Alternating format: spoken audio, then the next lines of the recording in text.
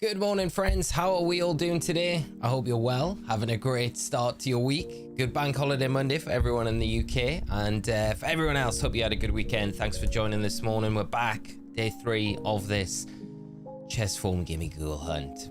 We might get it today, you never know. I did do some checks over the weekend, so we're about 100 more on than where we left off, I think, on the last stream, which is decent, but the reality is kicking in. This is a hunt not for the faint-hearted, but that's fine. We like the challenge, and we're all for it. So I need to check my map. I don't know where we left off. We've got a den here and there, so we can check this one first, see if this one, imagine if we got it first thing coming in. Rich, how are you doing today, mate? I hope you've had a good weekend out and about doing all the fun stuff that you were saying last week. Sudenchik, Olio, Taylor, Kaylee, how are we today? Hope you're well. And a Glacy Cat. Any luck so far? Nothing so far. So it has been a dry spell. I do feel a little bit more confident, like that. I feel like I would know the shiny if we saw it. I've seen so many of these grey looking Gimmighouls that I'm like, okay, if we get the shiny, I'm pretty sure I'll know, and then we can get on sharing it around. But we'll see how we get on today's. It's going to be a 5. It is a 5-star. There we go. So there's our first one of the day, which is good. That'll take us to close to 300. Not quite there yet. But how's everyone's weekends been? How has everyone been doing? And Tenchi got shiny, a Crabominable and Cryogonal while hatching eggs. Nice. Congrats on the shinies. What egg are you going for? What's your target? Richard did, mate. Today is recovery day, and because I'm practically geriatric, I'm spending the day potting up tomato plants, mate. That sounds perfect. Weekend was good, mate. Why are we staring at that dude's head? No, but weekend was good. Yesterday we had our nephew's birthday party, so that was nice. It was like a family get together. In the morning we did a park run. Thea did her first park run yesterday, and oh my gosh, like, she's 5 years old, right, doing a 2k park run. She was like unbelievable. So she did it in 11 minutes 20 seconds 2k. I was like blown away by how well she did. So it was amazing. I did it with her, so I was like, I did a 2k, a gentle 2k on Saturday, just to be like, is my ankle gonna be all right for this? And it was. So we did it yesterday, and man, she I think I held her back. So, but I was like immensely proud of how she did, and I think, yeah, it just feels like she's got like a natural talent for it. So that was yesterday, which was good. And then here we are today. I watched a little bit of well, I watched all top 8 of Milwaukee Regional yesterday, which was good, seeing how that kind of ended up. Oh, these Sandiles. Don't keep going, Sandile. There we go. Okay, that's good. I'm 11 phases in. The Lunala. Oh, Sudenchik. Hopefully the 12th one is the lucky one. And Glacy Cat, I'm hatching shiny Bergmites. Nice. I love shiny Bergmites. Such a nice shiny. That yellow on the bottom is just banger. I love it. Good luck with that hunt, though. I hope you manage to get it soon. Managed to get shiny Wug Trio, which I couldn't pull in PTCG. Nice, Olio. That's awesome, mate. Awesome. Luke, good morning. Can someone help me evolve Slowpoke with a King's Rock, please, in Scarlet and Violet? Anyone able to help Taylor with that one? It looks lighter, but it's not. It's just grey. Another day. Well, how are we doing? I got all shiny Outbreak shinies. Swablu and Growlithe came in just 10 minutes, but Wiglet was a little more grindable. Yeah, the Wiglet one, I did the first one I did for Wiglet was, I even put a sandwich down, cleared 60, and got nothing from the first Outbreak I did. I was like baffled because the odds are just so crazy. But then the second Outbreak I went to, I just walked straight up to it and there was a shiny there. So I was like, it kind of evened out a little bit. I haven't went back and done the Growlithe yet, so I'll have to do that before the event ends, and the Swablu as well, which is kind of cool. So, but congrats on picking them all up and getting them while the event's running. Rich, complete my decks in PLA this morning. Nice. Went for the Arceus fight, tried once, turned the switch off. Don't have the energy for it today. That Arceus fight is pretty intense. Pretty intense, mate. I don't know many people that found that easy. It's I'm just thankful that there's the way you can save your progress throughout the fight, so you can kind of come back to it. And when you get knocked out, there's a lot of it's like knowing the timing of jumping, skip it, and like so you can get it. It's really tough. I loved it though. I think that's one of the elements about Legends Arceus that I really liked. It was like there was actually tough boss battles compared to what we're kind of used to, you know. Till I got 2 shiny Swablu and 1 shiny Growlithe, but no Wiglet yet. I wonder if it is the Wiglets or just the tougher ones. It's so obvious to spot, and I mean the Swablu is pretty obvious to spot when it does come in, but I feel like the Wiglet's the most obvious out of them all. We go the standard check in a den that I don't need to check. Get that out of the way for this morning stream. My pseudo luck is pretty good lately, so I'm pretty positive. Hopefully you land it today. That would be awesome, and nice and early on as well. I'm hoping we get just as lucky with this hunt, because this is crazy, this hunt. Miguel, how are you doing today? I'm doing good, mate. Miraidon and Lunala take the first trophy of Regulation I. What are your thoughts on it? And for last, where is Zamazenta and CRS? Yeah, I mean, nowhere. I think there was only one Shadow Rider in that top 8, wasn't there? And that was Shadow Rider Terapagos, which was crazy, yeah. So, was I surprised that there was so many Miraidon? I don't know. Yes and no. It's because it's just one of those Pokemon, and that combination with the Lunala, it's like a match made in heaven, you know. And I think Lunala just provides so much more than what Shadow Rider provides. That wide guard support as well. It makes it so difficult for opponents to just freely spam those spread attacks. So it really does kind of carve out where the format needs to go now, and what, you know, how to approach it for those that, in particular, that team. But I really like the team. Ursaluna, really good shout as well. I think it's just a good meta call from a lot of players, and it really paid off. Made it very difficult, but that Trick Room switch that you've got there, with the Miraidon being your fast mod, and then you've got that solid Trick Room mod, and Lunala that can kind of perform anywhere in between, just because of its bulk, its terastallization. Yeah, just a really good team archetype, you know, from the Tangang once again. So yeah, it was good to watch, but interesting how it ended up that top 8, which was all very similar. I don't know if we'll see a trend like that of, well, it's gonna really mold the format, I think, in the meta game going forward, you know. So be interesting to see where it goes from here. Sometimes a bit scared because a lot of shinies fast. Yeah, that's so true. David, how are we doing this morning? Arceus fighting PLA is the closest Pokemon players get to Dead Souls. That fight was tough. I wonder, I don't know if I've ever known anyone to do it in like their first go and just clean sweep the Arceus. It is a tough one. It's good. I don't know which other ones. The Avalugg one was pretty fun as well, and tough at the same time. Wiglet is kind of irritating because I hide underground at Olio. I know, mate. And you get too close to them. It's so annoying. And then you have to kind of back off for them to come back out again. I thought with the shiny, you know what they do with the Voltorb, so the Voltorb are incapable of like exploding. I was thinking with the Wiglet, it wouldn't be able to hide, so you'd be able to always encounter it, you know, but it doesn't seem like they did that mechanic.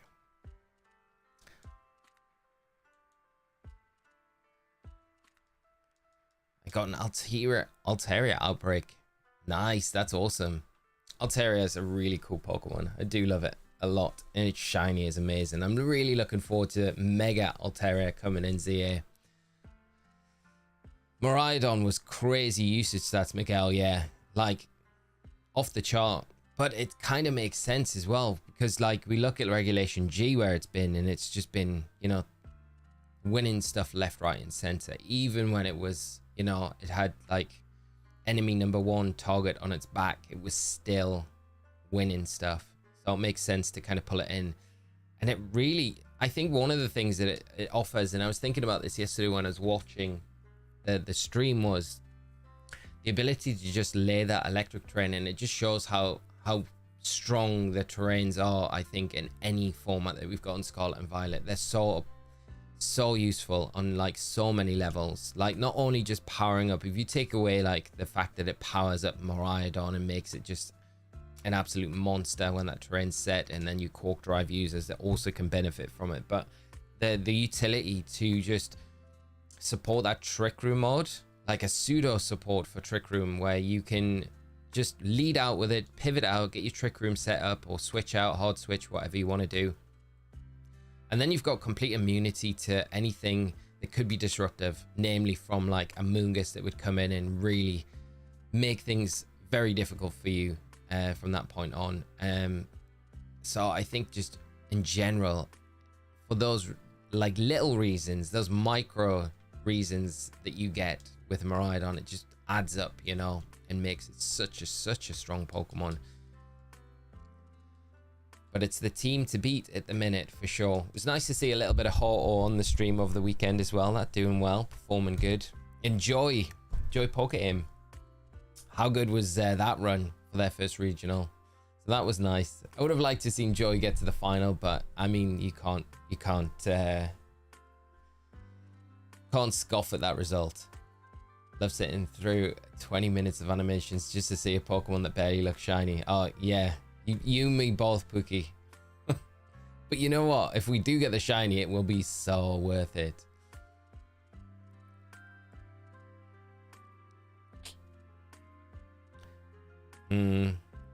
It looks lighter, but I know it's not the shiny. I know. In my heart, I feel that it's not the shiny. My eyes are deceiving me. Some of the Terra typings definitely make it a little harder. Hoping the Paradox legendaries get a distribution soon. That would be amazing. That'd be so good. And Heath, how are we doing today, mate? Good to see you. Hope you're keeping well, mate, and having a good start to your week. You can always check our profile to see if we've got that shiny. Nope. And then the in-depth check as well, just to confirm that we haven't. So we've had a good few 5-star raids though on this first run, which has been pretty good, so that's decent. It's a good start for us. I love that Ho-Oh is viable, really viable in this format as well. That regenerator ability is so good. Sacred Fire as well is just amazing. And yet I guess we didn't see any Kyogreization either in Top Cut. And I mean, it would have been hard for Kyogreization to perform against the Lunala Miraidon teams in general, I think. So that's probably a big reason why we saw Spike in that pairing in general.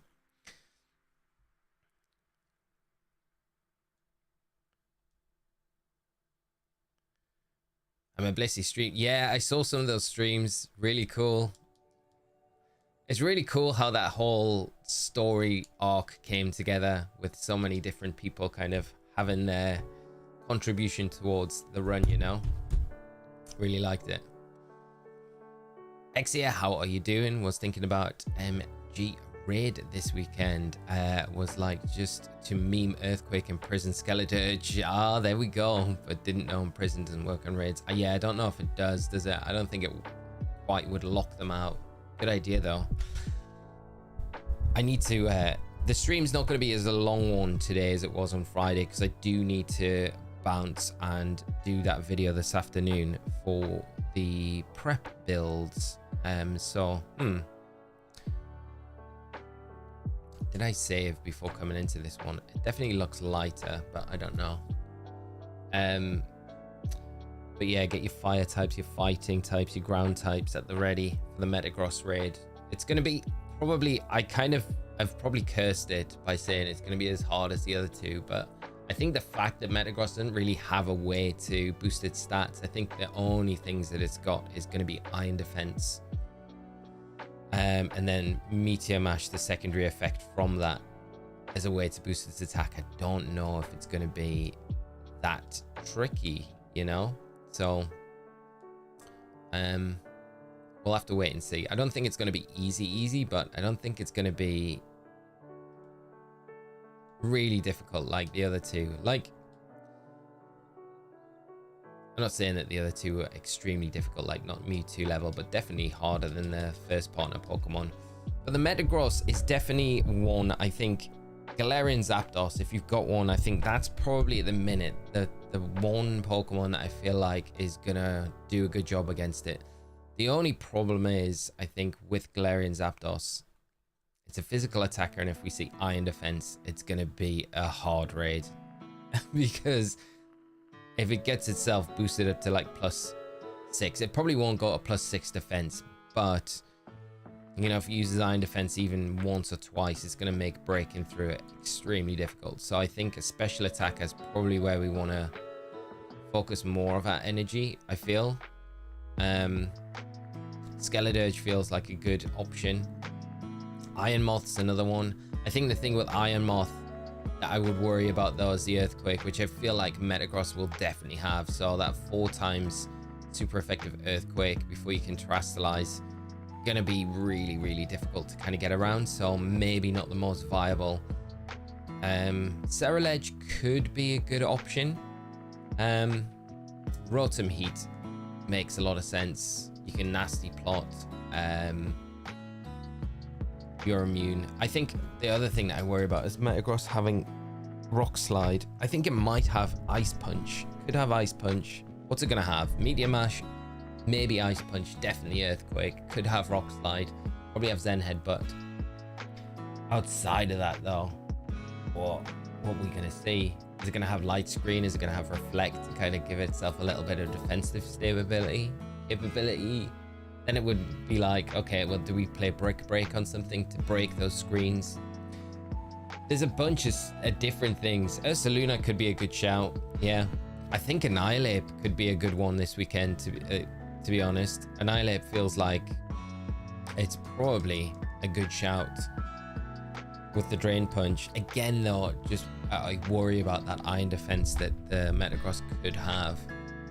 So yeah. Oceanut, how are we doing? I hope you're well. Acid Spray users in shambles. Yeah, no Acid Spray using this weekend. That is off the cards.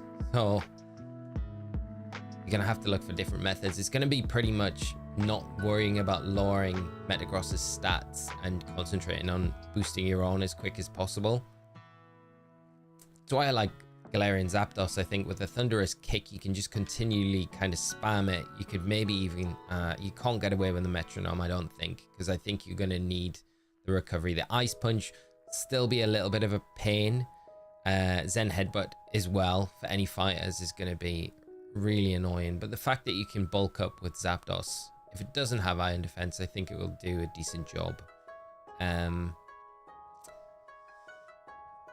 But a special attacker feels probably the way to go. Galarian Moltres might be an option. But yeah, have to go through the different, a bunch of different stuff to see what would maybe work.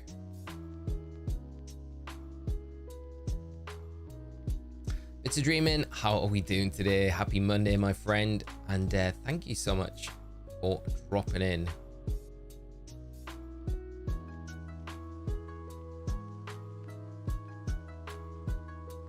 Ethan, doing well. Just got married less than 2 weeks ago. Congratulations, mate. That is awesome news. That is brilliant. Oh, great news. Celebrating on Monday morning, and my wife dislocated her knee 3 days after the wedding. Oh, mate, I'm so sorry to hear that. I hope she's holding up all right and the knee's healing up. That is awful, mate. 3 days after means that your husband duties are like kicking straight in to do everything, take care of her. But I hope you're both doing all right, mate. But a huge congratulations. What a happy thing. Riley, good morning. Tara, good to see you. How are you both doing?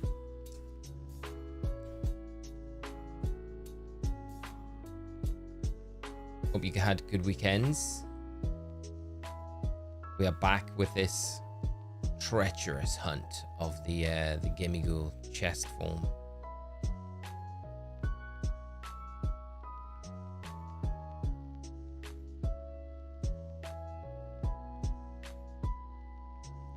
Will we get the shiny?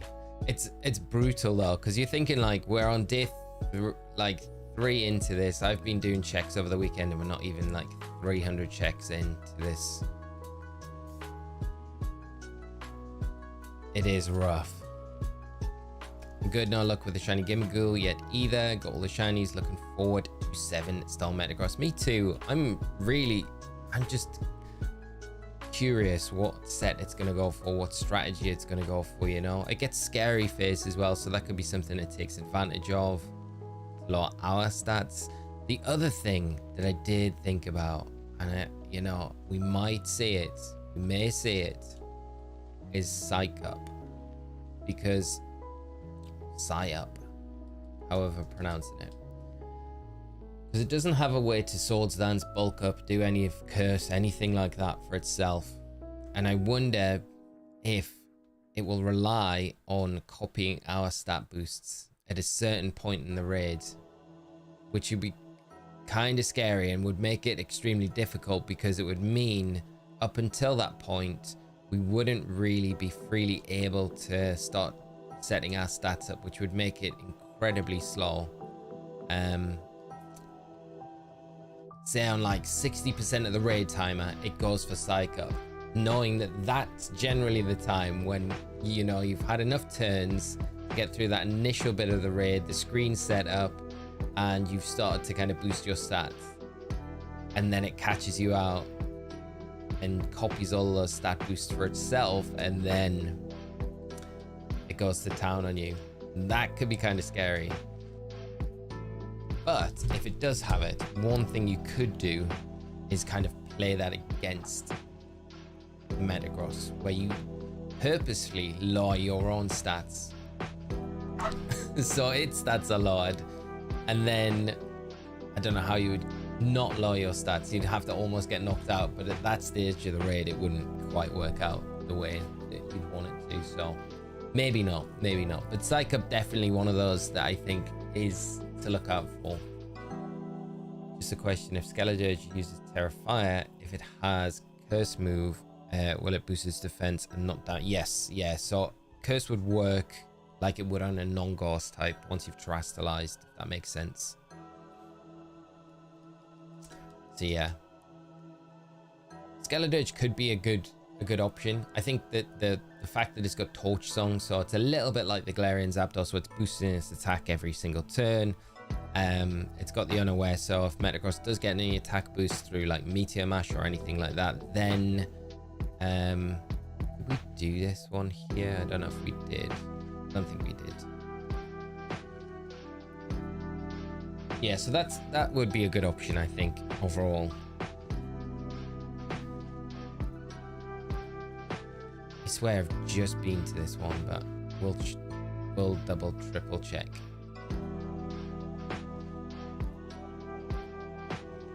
Oh, Terra, yeah, that would be the combination. So it uses the Psych Up and then it nullifies all stats and abilities on our side of the field straight after. That would be rough.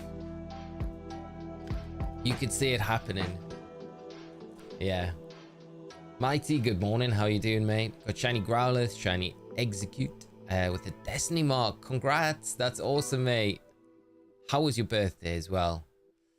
Arcanine, pretty much my favorite fire type, and just have through a shiny Executor. It was pretty funny. I'm officially 20. Is it today? Is it today, Mighty, your birthday, or was it over the weekend? Hope you had a great day. And a big happy birthday from myself. Congrats on the shinies as well. Yeah, the Defiant would be good for the Galarian Zapdos if it does have Scary Face. Yeah, take advantage of that. I think if Metagross doesn't have iron defense. It's the problem is the Zen headbutt, you know. I mean, you can get around that with bulking up. It's going to take a lot of damage from it. A Zen headbutt. So fighters don't feel like the most, because it's definitely going to have Zen headbutt for sure. For sure it is. So fighters going to have a hard time. Annihilate, probably not the best option really when you think about it. If we were relying on Rage Fist, then I would say yes, probably, because you're going to be able to take attacks and get that Rage Fist kind of maxed out base power wise pretty early on. Get the zoom in for the Gimmighoul. There we go. Looks a lot more grey. I love moving this GIF around just to see comparison wise. I don't think it is.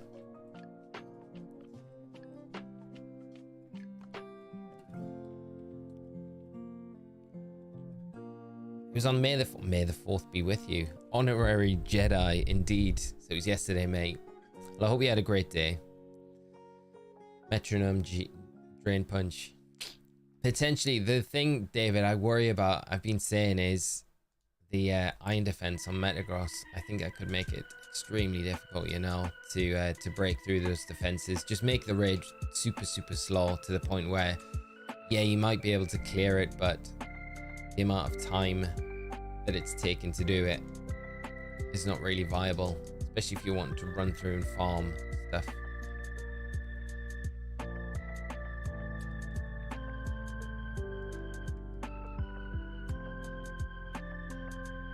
Need a fire type. I mean, haze could be a good option, but probably not even really needed, to be honest. But a special fire type attacker feels probably one of the better options. Ceruledge isn't a bad option. It can bulk up as well. It's got the bitter blade, so that gives you the recovery that you need through the raid, which is kind of nice. You do need to worry if you're a fire type and haven't got levitate or flying type, then you do need to worry about earthquake, because I do think that is going to be something that we see on the Metagross. Watch, because everyone's banking on Metagross having earthquake. It's not going to have earthquake. Skeleturge, I think, yeah, it probably is one of those the better options. Rotom Heat as well. The problem is with Rotom Heat is it relies heavily on Overheat, which is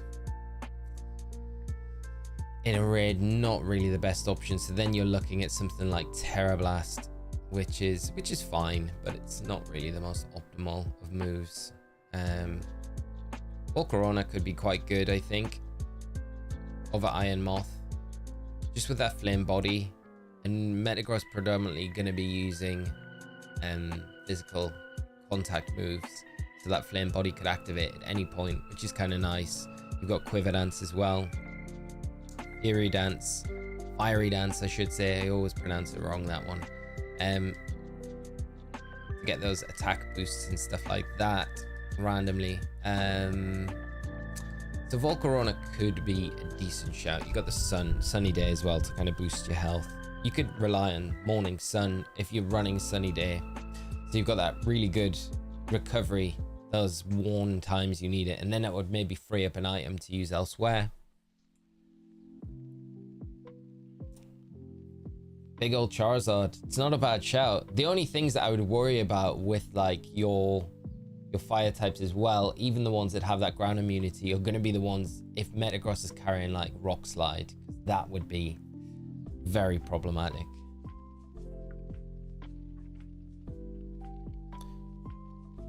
Again, look at me coming in and being like, I know when we'll see a shiny, and I'm like, yeah, I don't know if that is or not. I'm questioning myself already.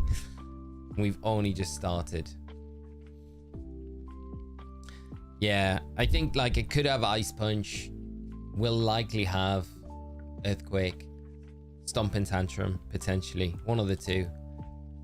Rock Slide's definitely something. It could potentially have. Make it difficult for Charizard. But Haze is not a bad option if you do see the Iron Defense, because it could potentially have Iron Defense Body Press. That's something to think about. But then again, that makes it more in favor of using Skeledirge, I think, because then you've got the immunity until you Terastallize with Ghost typing from Body Press, so you don't need to worry about that too much. And even if you do, you've got an Aware which would ignore those defense boosts, so Body Press still not going to do too much after you Terastallize anyway. So Skeledirge, it does feel like it's probably one of those that everyone's got, going to be one of the better options, I think, coming into this maybe. What do you think the first ever regulation regionals? It was really good. I really enjoyed it. It was nice to see the teams that made it into that top 8 kind of, yeah, come together. A lot of similar team archetypes in that top 8 as well. But Andrew coming in and winning it, it was great to see. It was a really entertaining, and was it Dylan, the other finalists, had a really good run. And again, another really unique kind of take on that Miraidon Kali Ice team. What about yourself though, Fireman? Hope you enjoyed it.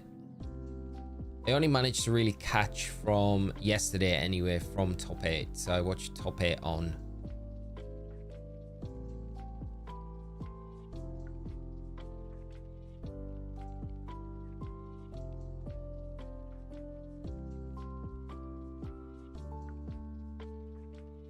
Where is this den?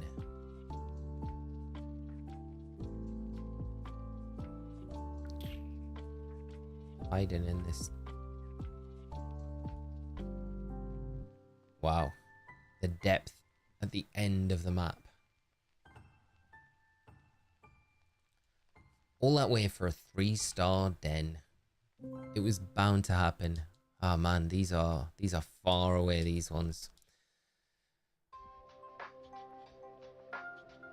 Mighty, has anyone here or pre-ordered a Switch 2? I'm curious on how tense the process was. I can only give you my experience, Mighty, and being in the UK, my experience was pretty seamless. But I know that's not the case for everyone, so I'm probably not the best example. Evermeltice, how are you doing? I think your amazing energy and magic gave Australia an amazing election result of the weekend. So good. Oh mate, I can't take any credit for that. I'm pleased you had a good result though. That is awesome. That is really positive. How are you doing as well? How was the weekend? But I think that watching the regional yesterday, and I haven't really started my Bologna prep yet, I am really looking forward to playing that event and coming up with something that I think could work in this format. I think, yeah, it can't come soon enough. But I got so many things over the next few weeks before Bologna, so it's a little while off. Plenty of time to prepare, but lots of stuff to get done in the meantime, which is good. I was lucky enough to get 2 host raids the last time the shiny Gimmighoul came around. How are you doing, mate? That's awesome, Jay. Have you managed to get any shiny raids this time? I've not checked any, to be honest, myself, because I've been so zoned in and like blinkered on just trying to check as many 5-star dens as I can over the weekend. I think doing like 100, I think it did, from when we finished the stream on Friday over the weekend, around like little bits of downtime that I had. I don't think it was too bad, that amount. It's all right. I think it's okay. But in shiny hunting terms, checking 100 is like most of the time like nothing. You just kind of just settling into the shiny hunt at that stage. But for this event, it's like, oh, you've done you've done loads. Marcus, good morning, mate. How are you doing? Hope you're good and had a great weekend, my friend. Good to see you as always. Had a great long weekend. Thanks, mate. Celebrated an Irish mate's 40th. Was a banger. Oh, mate, that sounds great. Was it like an Irish themed as well? Would make it even better.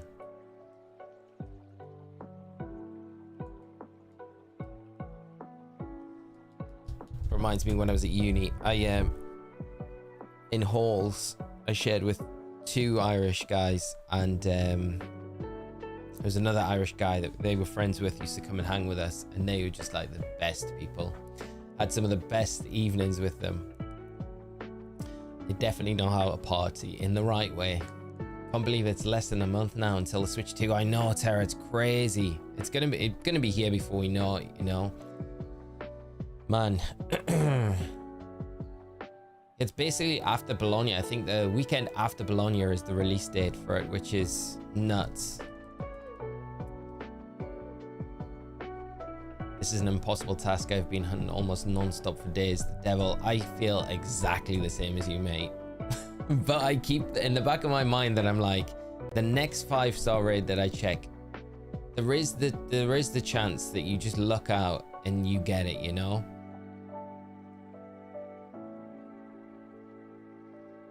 There's a part of me that's thinking, if we get past Thursday, I might, just because of the time invested in this, I think I might continue this hunt. Now I've started it, you know? And I don't know if it's making it a little bit more digestible. Like I'm more approachable now at the minute, because I know, like, come Thursday, I've got the option where I can be like, I didn't get it, so we'll just move on to something else. I tried. And that's making me think, yeah, this is all right, because this isn't going to be like forever. But there's another part of me that's like, if I commit to it properly, this becomes way more daunting. And I don't know if I like the thought of it. I think one person has been rehosting their legit found ghoul in Scarlet and Violet official Discord, and there are some raid crawler being hosted as well. And then there's me doing this, the sap. Doing it the hard way. Oh, imagine going into this event and just being that person that just finds that shiny den and being like, wow, on their first one. That must been an incredible. You get a shiny? No, not yet, Jay.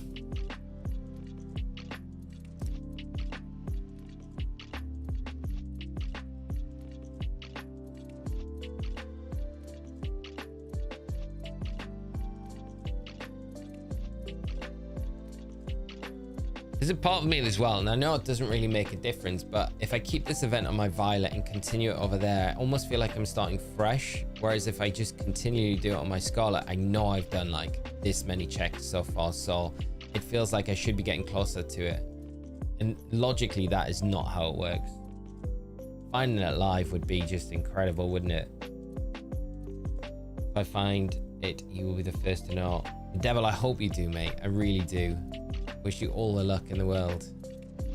And if I find it myself, then the hosting of the event begins, which would be awesome. It's not going to be this one, not that 4-star.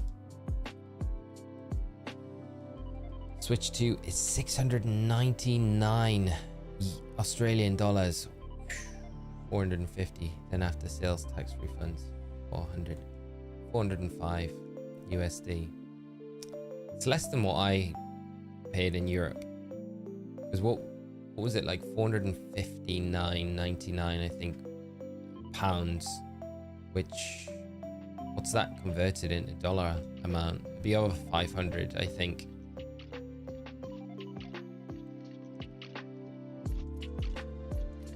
But I was lucky enough, I dug out some of my old Pokemon cards, and because TCG's crazy at the minute, I sold a bunch, and it's pretty much paid for my Switch 2. So I'm very fortunate in that respect, that I had stuff that I was able just to list, sell, and then that's kind of funded my Switch 2. So it hasn't left too much of a gaping hole.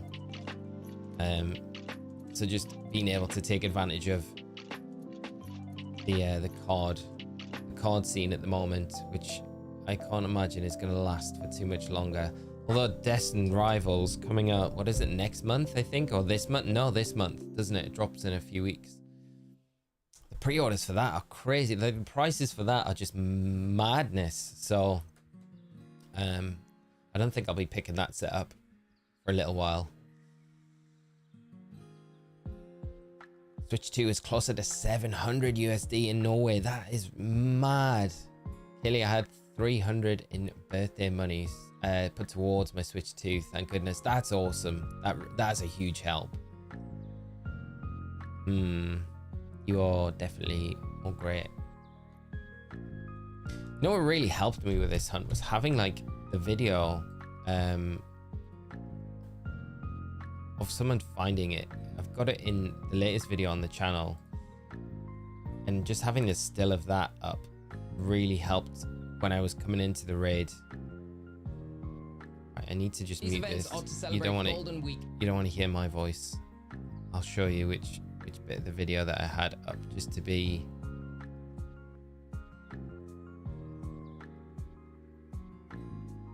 there we go, there it is.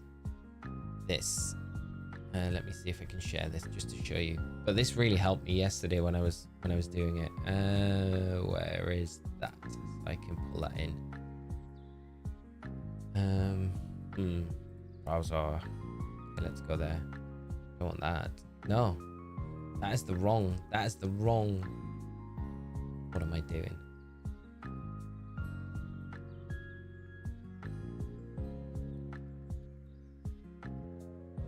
Screen capture. There we go, window capture. We don't need all of the bump around it, but this screen here was what I was looking at yesterday. Just a still of it, and just being like, okay, that makes it so much easier when going into the raid, so you can kind of gauge what the shiny is and what's not, you know. I just found that a lot easier yesterday, but I don't know if anyone else would. And just had it like on, even if you had it on your phone or something there, just to kind of remind yourself, okay, because you can get so fooled, especially with the trustalization. Don't know if my opinion is unpopular, but I'm not going to buy the Switch 2 yet. I will wait for the price drops and the console has enough exclusives for me to say, okay, I'll buy. No, I think that's such a valid reason to to not get it. I've said a bunch of times, I don't think if there's like, if you're not like a huge Mario Kart fan, then there's not and you really want the console day one, then I don't think there's a massive need to get it. Like, don't get drawn into the FOMO for picking it up day one if you don't need to, you know. I think it's probably better to wait like that for maybe the holiday deals in November, especially if you play majority of your games that you play is like Pokemon, so ZA coming out, and then, even then you've got the luxury to just say, okay, well, I'm gonna wait, because if they do a special console themed around ZA, then I'd rather pick that up later in the year when that game drops. And even if it doesn't drop straight away, you can buy the Switch 1 version of ZA, which is really nice, so you've got the flexibility. And then whenever you do upgrade to the Switch 2, like you say, when you've got those exclusive games that you're like, okay, I really want this now, there's a lot of titles here that I want to play and they're all for the Switch 2, then you can upgrade that ZA package that you've got for the Switch 2, so you've got like the best of both worlds. I don't think it's a bad thing at all.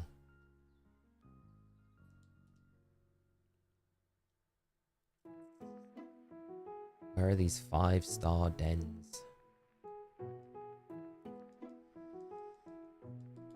Anything we can use for the to get Metagross? We were just talking about it before. I think Skeleton feels like a really solid option with the Unaware, with Torch Song being able to boost your attacks and attack at the same time. It's got a bunch of options as well that are going to be useful against the Metagross. Resists a bunch of stuff that it can do. You do have to worry about like Earthquake being an option on Metagross, but because it can't boost its own attack with like Sword Stance or anything like that, outside of Meteor Mash and getting that random, is it like 20% chance to boost its attack, or is it 30? I don't know which one it is. But outside of that, it's not going to really be able to boost its attack too much. So So and even if it does, you've got the unaware, so you can ignore that. So that shouldn't even be in a conversation with Skeledirge, but maybe more relevant for other builds. So that one, Skeledirge feels good. I think Cerulege potentially could be good with Bitter Blade, because you've got the recovery there, you've got bulk up as well. I've been saying I worry about Metagross having Iron Defense, which would make physical attackers in this raid a little bit more tricky to bring, I think. Galarian Zapdos, definitely one of the Pokemon that I feel like could do a really good job.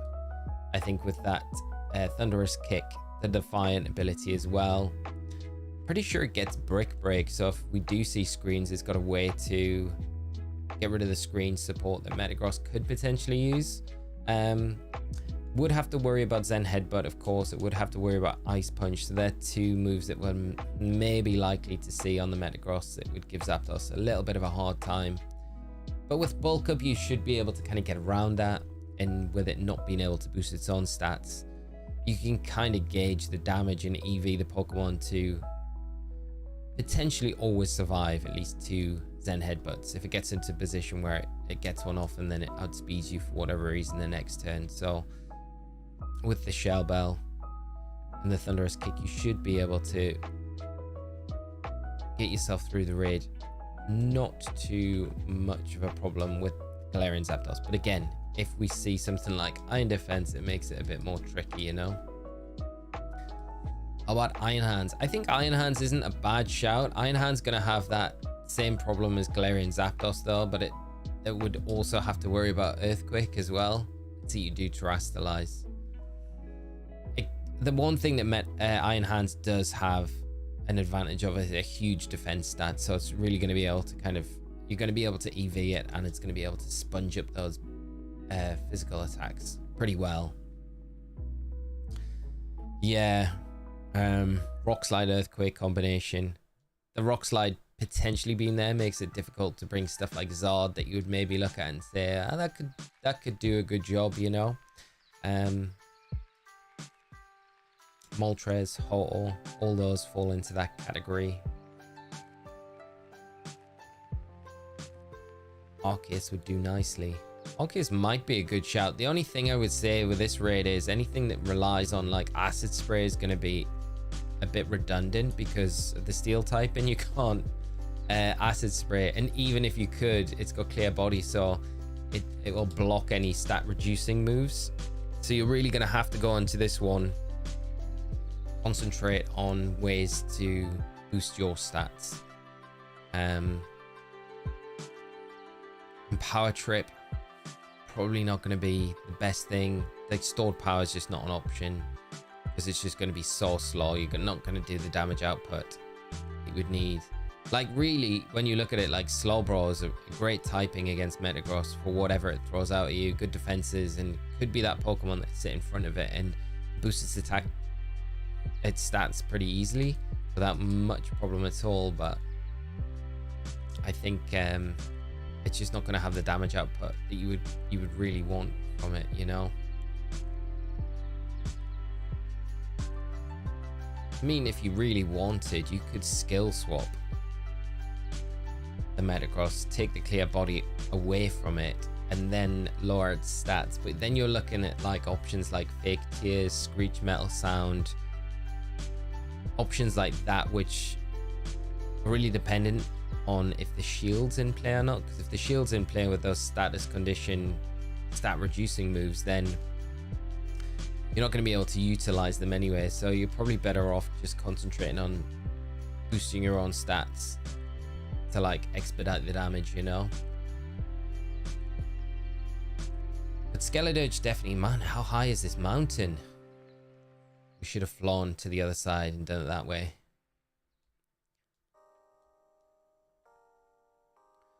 Right, for that big climb, this should be a 5-star. And it is. Okay, we get rewarded for that huge climb. That ticks us over. This is raid number 300. 5-star raid anyway. Honestly think Legends Zia looks completely fine. I liked it more than Scarlet and Violet's graphics. I enjoyed it, yeah. Same as you. Draconified, how are we doing today? Probably going to wait for the bundle of the Switch rather than get that. Yeah, I think that's not a bad idea as well. Completely. I think if I could, I would probably do that myself.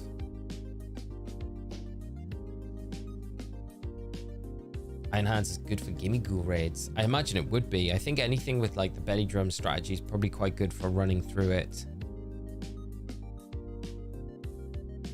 And that is definitely not shiny, I don't think.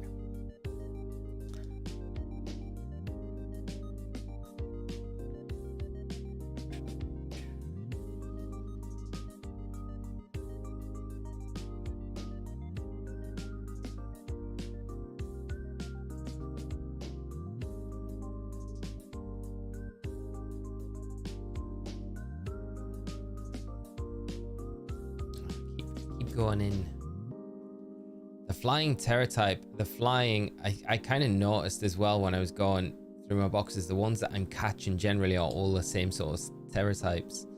Dragon's a bit of a tricky one as well, I always find.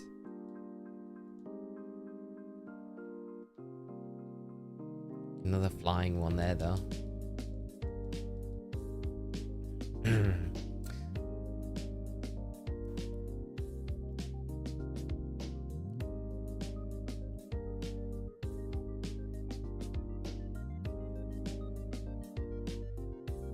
But yeah, Volcarona, I do like the idea of Volcarona for the Metagross raids. The only thing that I would say is going to be difficult is if the Metagross has a rock slide, because that's 4 times super effective. That's going to be really, really difficult to get going in that raid with the rock slide being an option from the Metagross.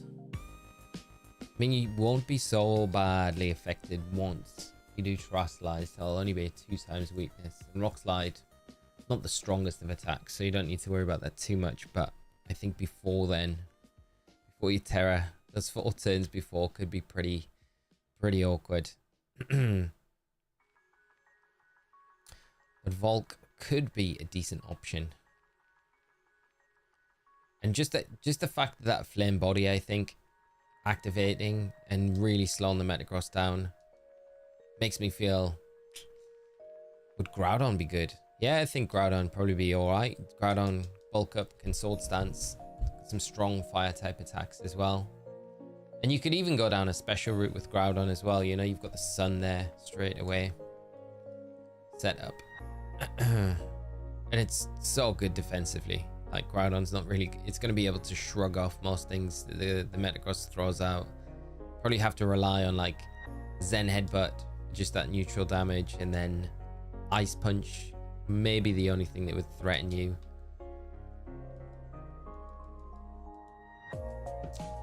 Dawnwing's Lunala good for the raid? Not particularly. I wouldn't have said it would be a terrible choice, but it's not really got the stabs that you're looking for to. I mean, you could go Earth Power on it. But really what you're looking for to get through the raid solo in a timely manner, I'd say, like a speedy fashion, you want to lean into those ground type attacks, fighting or fire, and then it's just picking the right Pokemon that's going to be able to kind of sponge the attacks that the Metagross can potentially throw out at you well enough to allow you to kind of set up. Like if you're going bulk up, that's fine because you're boosting your defense the whole time.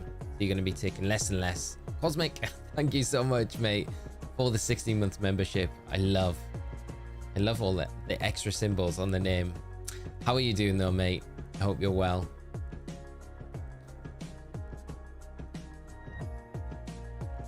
The overlay struggling to get all those symbols in. But Skeledirge, I think Skeledirge probably a good shout for sure.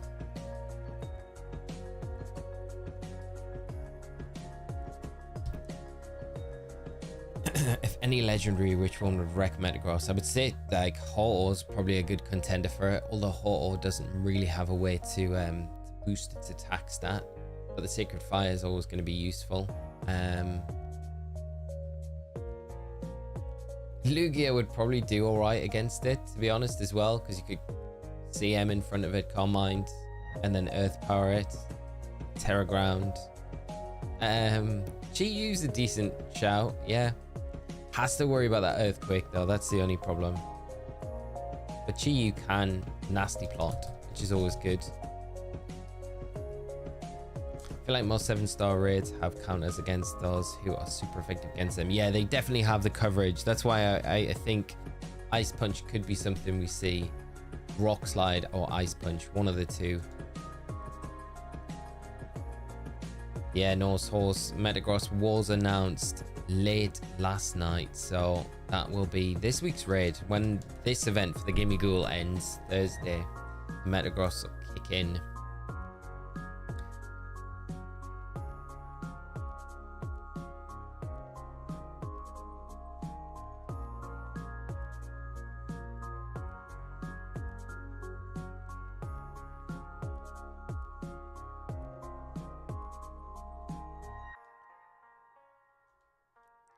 Dragon type 5-star raid den. Do you think they'll ever do reruns of all the mightiest Mark at some point? I missed a few. I 100% think they will, Marcus. Yeah. Like I've said, like over and over, I think they will do a similar thing.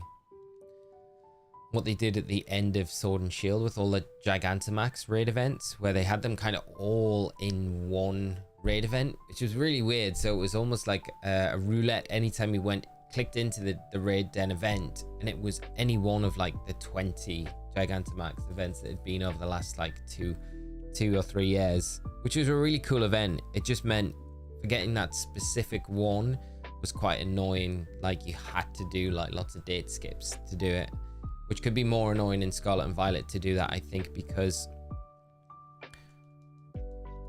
the den's going to change position every time you re-roll it. But I guess it'll make it easier because the den will have the symbol on it, so it's only those. So every time you re-roll the date and it respawns, it will be that Tera type identifier, so it's not too bad. So you can stay static. It's not like you're going to have to go to each den. If they do it like that, there's no indication that that's how they're going to do it. They might have another way to do it. You might just have like a bunch of 7-star raid dens on your map at once, which would be nuts, but who knows how they'll approach doing it. I just feel like they will do them all again. Really hoping to get a worlds in either New Zealand or Australia one day. Never melt ice, that would be amazing. Do you know, funny fact, the very first Pokemon World Championships they ever had was actually held in Sydney, Australia. They had a Pokemon themed pirate ship that they sailed through Sydney Harbour with all the players on. How wild is that? How cool would that have been? But yeah, I would love to see Worlds back in Australia or New Zealand. I mean, either one would be amazing. Hearthflame Ogapon, that's not a bad shout. It's got a lot of tools to be able to kind of deal with the Metagross pretty well. That terrestrialization and the mask boost that it gets. Yeah. I do think the Metagross won't be as difficult as the Salamence and the Tyranitar, for the fact that it doesn't have ways to become like super scary really quickly. Like the Salamence had Moxie. The Tyranitar was just, it was horrible to take on. It was like, I think against those two, there's very select number of Pokemon that can actually go into that raid and genuinely run through them pretty quickly, whereas Metagross feels like it might have a lot more options than what those two did, just for the fact that it's got no way to boost its attack and, like I say, become like super scary super quickly, where it's like just knocking things out. Psych Up could be an option to do that, but then it's relying on you boosting your own stats, and if you don't do that up until the point where it's not going to do that every turn, I think it will be like a trigger. So I think it could be, once we know what set it's got, be quite easy to kind of formulate what Pokemon are going to be really easy to take in and use against it. Wondering whether Vaporeon Fire type with Acid Armor, Calm Mind, Sunny Day, and Weather Ball would be a good shout. It's potentially not a bad shout at all. I don't know how quick it would be to run through the raid though, but I think it could work.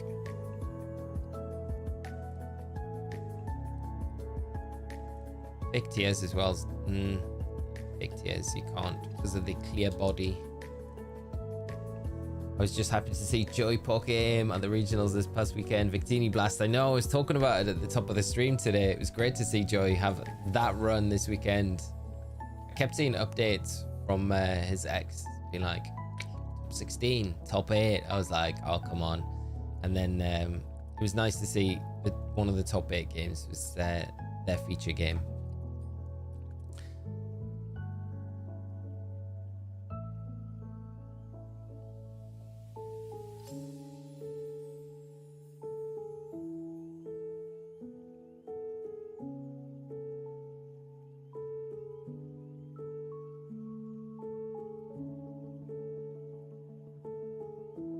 Quicker than climbing up the mountain to go. I feel like wait there. Now these are different. I feel like this Terra Den was like the same as the last one round, but I don't think it is. Although I feel like we climbed up this mountain forever just to get there, and if this is a 5-star again, I feel like we've just done this. Pirate ship in Sydney Harbour would have been like 10.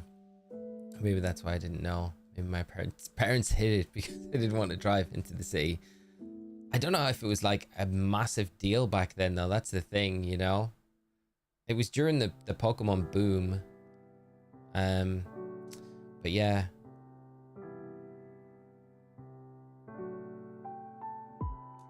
But it was cool. I think the competitors got... I don't know if all of the competitors flew in. They're probably not all of them, but some of them flew in on like the Pokemon themed plane.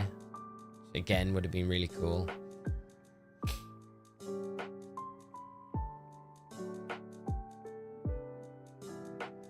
And the tournament was played all on... Yeah, I feel like... Did we collect anything for that? I don't know. Part of me that feels like... I feel like I definitely respawned these dens, whether or not I'm just having like mad deja vu right now or not. What if you give entrainment roleplay, worry seed or something like that to Metagross? Yeah, then that would work, and then you'd be able to reduce those stats. But again, you're kind of relying on moves like fake tears, like screech, like metal sound. So it all depends on, can you get that off, and then can you utilize those attacks before the shield goes up, and then is it early on going to remove its stats and abilities? So, and then you're going to be at the point where that was kind of like a wasted setup almost, you know what I mean? It's definitely an option to think about. London PK was streaming, Joey. At the event. Oh wow, that's very cool. I didn't realize that. When in doubt, rage fist it out. Definitely, Marcus. I think Nihilab could be an option. I just feel like the rage fist is not. If it was hitting for super effective, I think yeah. But maybe. I mean, Annihilate, it's gonna struggle with the Zen Headbutt stuff, but outside of that, it's gonna be able to swing with Metagross pretty easily, I think.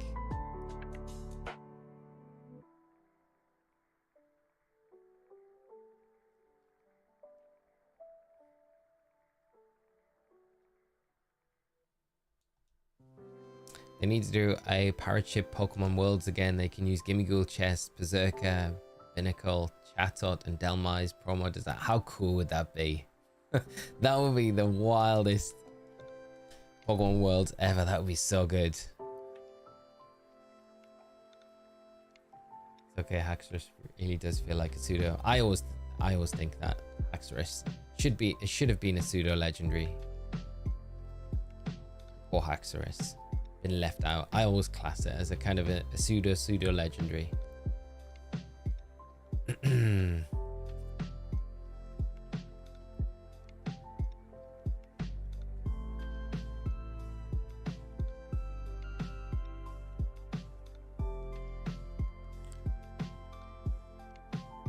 Yeah, so the top picks I got at the minute, I think Galarian Zapdos, I'd say Skeledirge are probably the two that I would say are really good. Volcarona feels decent as well.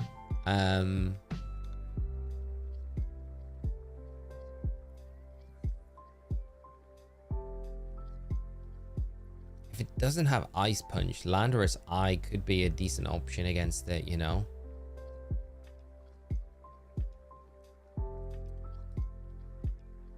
They're all legendaries. I kind of want to pick Pokemon that are available in the base games that are going to be good. Like, let's have a look through some of the raid Pokemon I've got just to pick some out just now. Right. I know I'm delaying. Skeledirge, definitely. Delphox.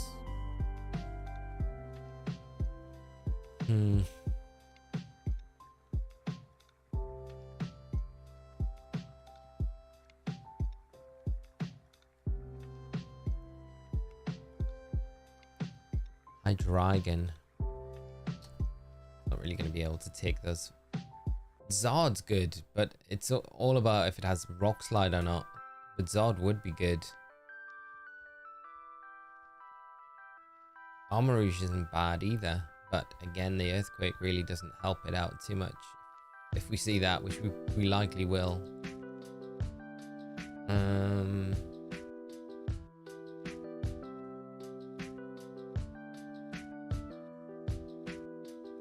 Groudon. But yeah, I think something like this would probably be... you'd probably drop the Rain Dance. Close Combat, Brick Break.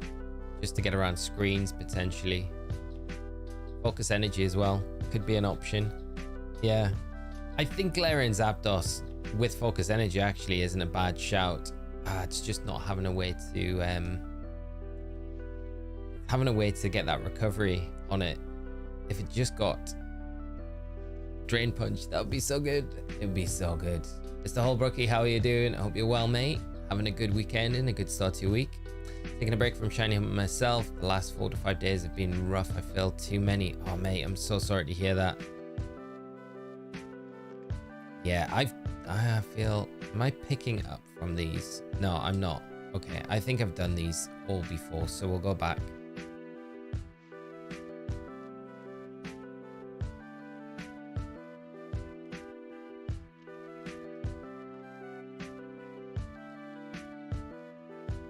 We've definitely respawned them this time around. I feel like I definitely respawned them last time as well, but yeah.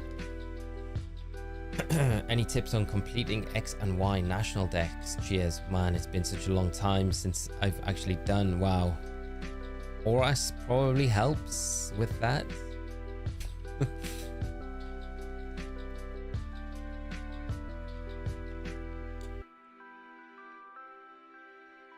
Or any of the older games. I can't even think what's in the national decks. What's like the tricky Pokemon to get? Obviously the version exclusives are not ideal. Lucario should have been a mythical pseudo legendary. Yes, mate. I know, with how it was always shown and like they always promoted it as well as being like this really kind of almost a bit like Arcanine in those early anime days, you know. They even called Arcanine a legendary Pokemon. I feel like they did the same sort of thing without actually calling Lucario a legendary or a mythical, you know. But it's definitely in that category. I definitely agree with you. I love my new jacket. Today's the day. I hope so, mate. That would be amazing if it was.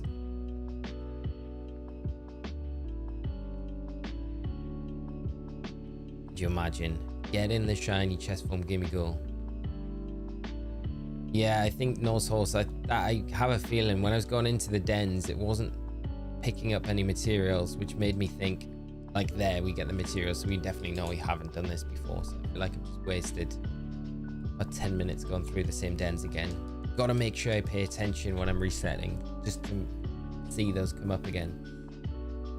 I feel like we're getting a Dragon Fairy pseudo next gen. That would be very cool, wouldn't it? Because there's no Dragon Fairy outside of Mega Evo. That's so true, yeah. Mega Altaria. The Den Chick, yeah, it's a lot of raid Pokemon. running out of box space. The amount of resource it's taken to no wonder I run out of like cash so much in game. And the amount of times I need to go and like farm the EV reducing berries as well.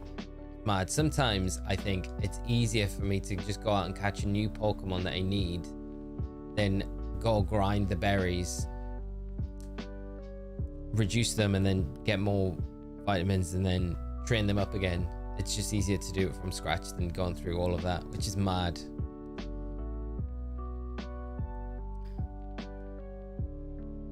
Yeah, Marcus, you're so right. It's like it got its own movie pretty much. So yeah. I remember when Gen 5 dropped and I always thought that Volcarona was a legendary Pokemon, like one of the legendaries, with how it was kind of shown in the games and how you obtained it, you know? Kind of sad to learn that it was not anything like a legendary like it should be. It's a cool Pokemon. Grave Alexia, you were exactly the same thing I had. Yeah, the Relic Castle made it feel like a really special Pokemon, didn't it? Like really exclusive. But now it's just a regular moth, fire moth. Pigeon, Bug, Croissant, how are we doing today? Hope you're having a great Monday. Thanks for hopping in and joining the stream with us. For the first two gens, I'm noticing a pattern for pseudo typing. So we had, what was it? Ghost for Tyranitar, Flying for Ment. We had Steel for Metagross. What's going to be next? It'll be Gen 4. What's the Gen 4 pseudo? Why is my mind going blank?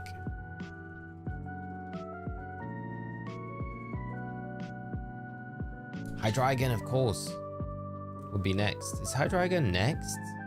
Is it going to be next? Where is the overlay with all the pseudo legendary Pokemon on it?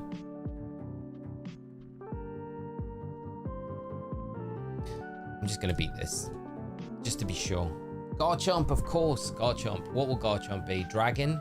I think Dragon, Ground. I would say more Ground than Dragon, although. Yeah, so it'll be Garchomp, Hydreigon. Garchomp could definitely be trickier because it's got Swords Dance, which makes it pretty scary. So yeah. Hydreigon, Goodra.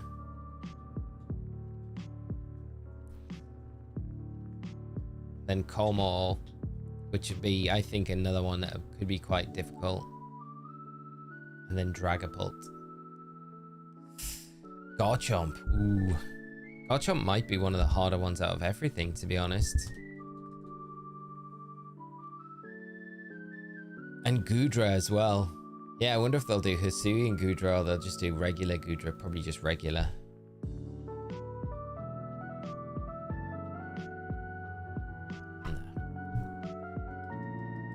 No shiny. It'd be cool if they do both Goodra forms. How cool would that be?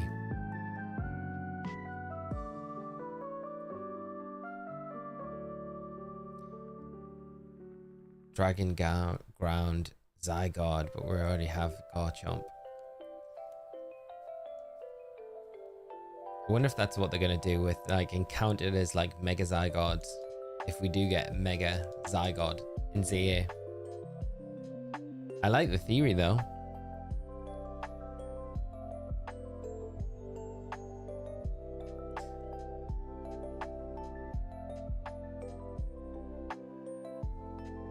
I wonder which pseudo. I think Hydreigon could be one of the tougher pseudo, the powerhouse Pokemon. And I really don't like referring to them as powerhouse Pokemon.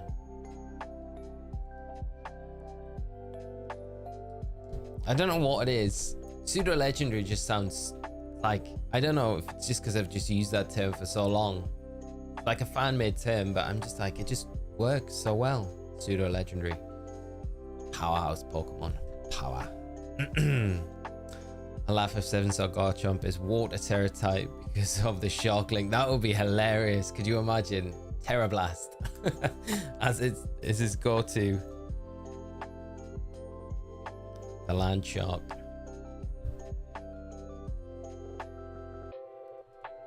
That'd be great. I'd love to see that. I think Garchomp will be, yeah, ground. But then again, it could be... No, probably will be Dragon. I always... Yeah. Because we've had a Garchomp raid previously, haven't we? I think a 5-star raid for Garchomp. And I think it was Dragon. Is it's like signature Terra type in that raid was Dragon. I'm pretty sure. Riley, Powerhouse is fine, but first partner. Yeah, first partner Pokemon. Instead of starter. I don't know what the difference is there, really. Like, yeah, starter Pokemon. False Gods, yeah. False God Pokemon. That would sound way cooler. That's way more badass than Powerhouse.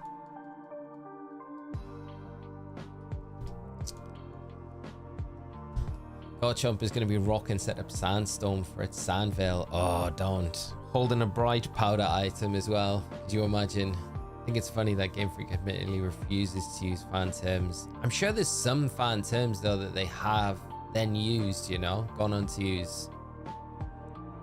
I can't think of them off the top of my head. Baby Shark. Don't. Now you're putting it in every... Now I'm putting it in everyone's head. Next classification Pokemon will be called, yeah, exactly that, Riley.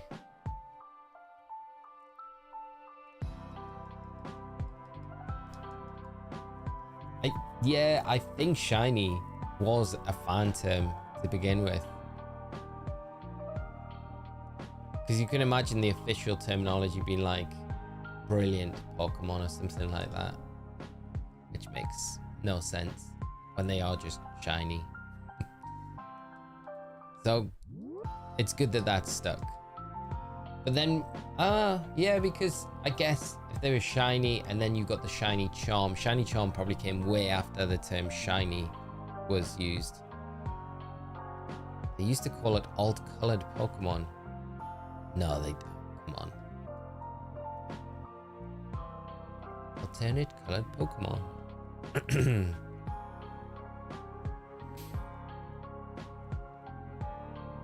Yeah, shiny charm Gen 5. So the the term shiny would have been used, and it's... I don't think... Did we ever have any reference other than the shiny charm in games before Scarlet and Violet where they actually, you know, in the classes they talk about shiny Pokemon in the wild that you can encounter? I don't know if there's any dialogue in other games where they specifically talk about shiny Pokemon like they do in Scarlet and Violet, which is good. Like, they're moving along, you know.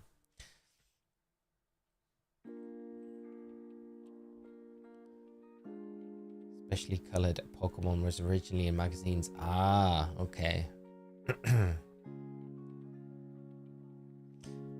It's strange, isn't it? It's like they don't want to... It's like, I get it, because it's like their thing, so that they want to be the curators of how Pokemon are termed, you know. But a lot of the times, the fan terms just make so much sense, you know. That's why they stick. Especially colored Pokemon. Then they called it Sparkling. Yeah, Sparkling. Food Power, Gen 9. Was shiny ever used as an official term before Gen 5? I'm not too sure it was. First game reference to shiny Pokemon occurred in Black and White, where an NPC in Nimbasa used the term. Ah, there we go, Mr. Holbrookie, with all the info. Gen 5. In Black and White, which is interesting as well, because that's the game before the shiny odds got cut in half. So, because that was Black and White 2, wasn't it, where they got cut to 1 in 4,000? Was it 1 in 4,096? I think in Black and White 2. Was that just the shiny charm? No, I'm confusing myself. But yeah, that seemed like the big shift. Have you guys seen that new black and white TCG set that's dropping? Some of the cards in that, they look amazing. When I got to that part in Scarlet and Violet, I was like, what, you're not supposed to know what a shiny Pokemon is? You're not. No, you're not allowed to. X and Y was a base odds change. Black and White 2 is a first charm. There we go. That's what it is. Hot All Ghouls 5 stars. Pretend passing. Unfortunately not. No. And there's no way to determine which ones are the 5 stars and which aren't without just going to the raid and checking. But only the 5-star ones can be shiny.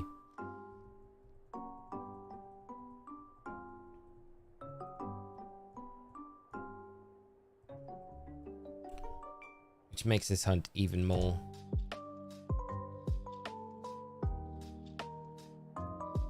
difficult to do.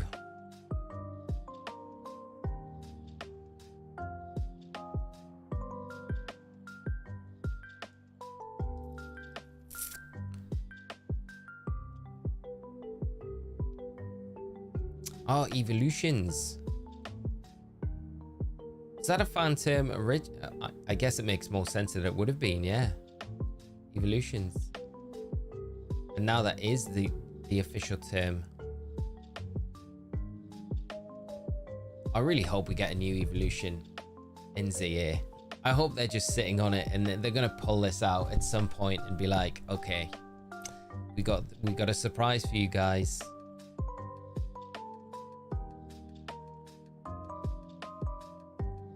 That'd be so hype. In the year of Eevee as well, it just feels that they've coined this year of Eevee. The likelihood, I don't know. Okay, there's another sweep.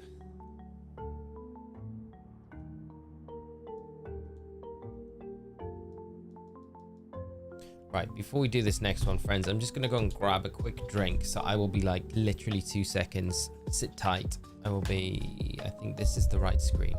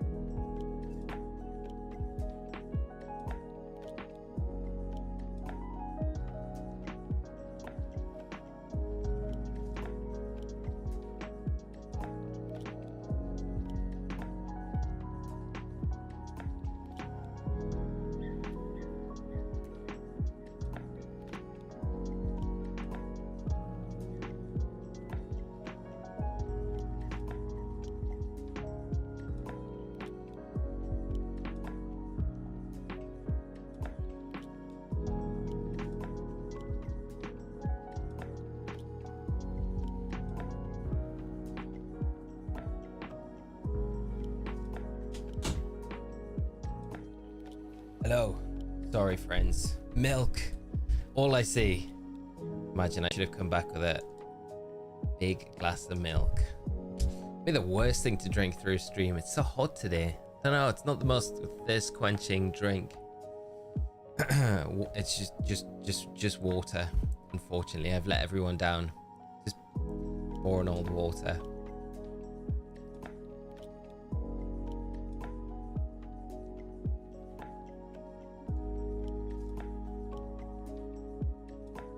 Tea with milk, made with water. I should have went for tea.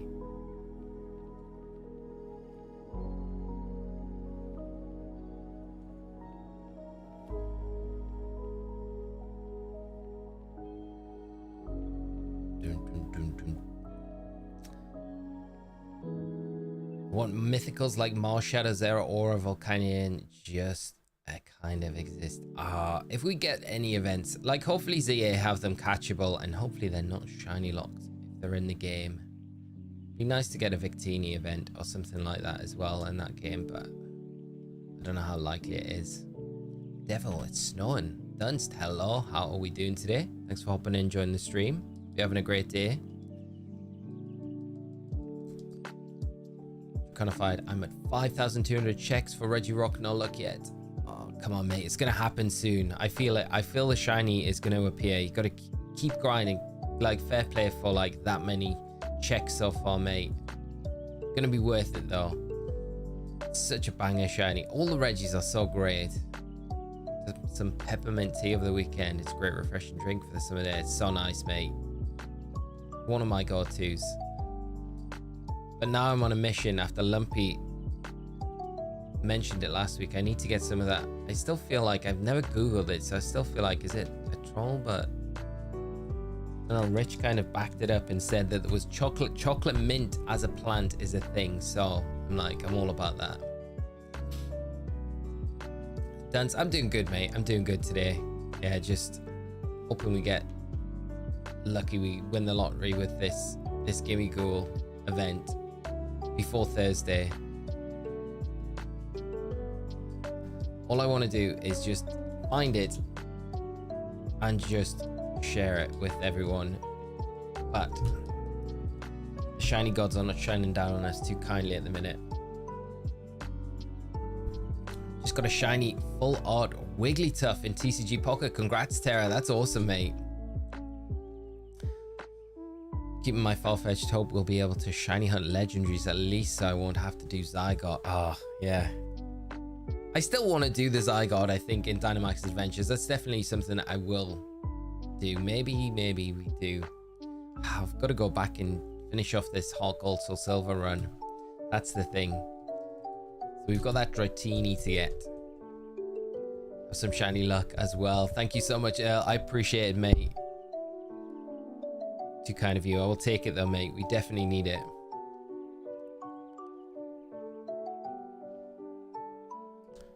Does Arceus's head look like it's got a nightcap on? I've definitely had that thought myself.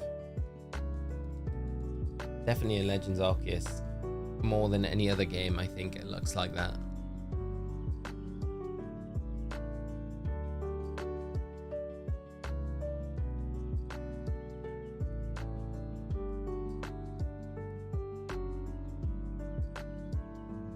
I lucked out with one of the random Gimmighouls I picked up yesterday.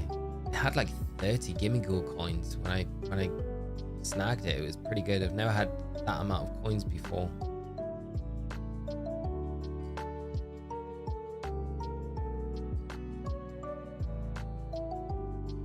Still yet to get the maximum amount of drop though. Is it 300? I think the most they can drop, which is nuts.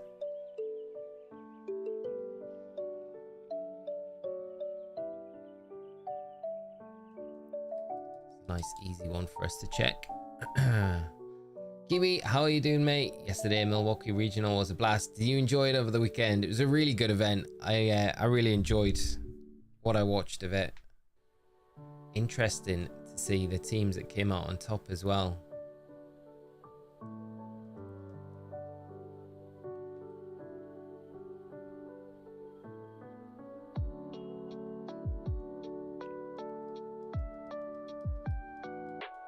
Got back up to 999 Gimmighoul coins this weekend, so at least I can evolve it once I get it. That's what I've been thinking. Every time I go past these Gimmighoul, I should be picking them up, because if we get the shiny, I need to be able to evolve it.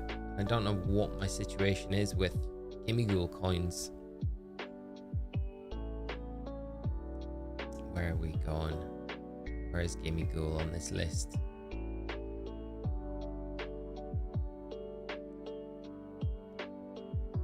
Should sort this by alphabetical order. I always feel like they're towards the top, but I've probably went straight past them.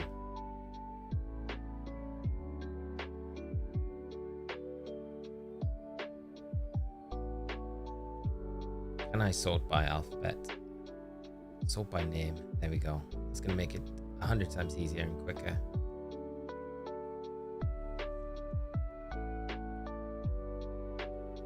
Oh man, yeah, I've got a lot of Gimmighoul coins to collect, but I don't need to worry about that. I'll worry about that if we get the shiny.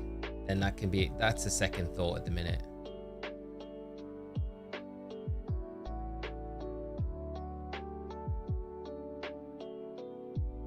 It's not too bad. Doing the watchtowers and stuff like that, it's pretty quick. Shadow Rider had a big target on his back, barely any in Top Cut finishes. I know, yeah. So surprised that we saw so little. But it's been the trend, right? With all of these like restricted regulations that we've had. Like Shadow Calyrex is like the one Pokemon that's just so strong and everyone always thinks is the Pokemon to bring.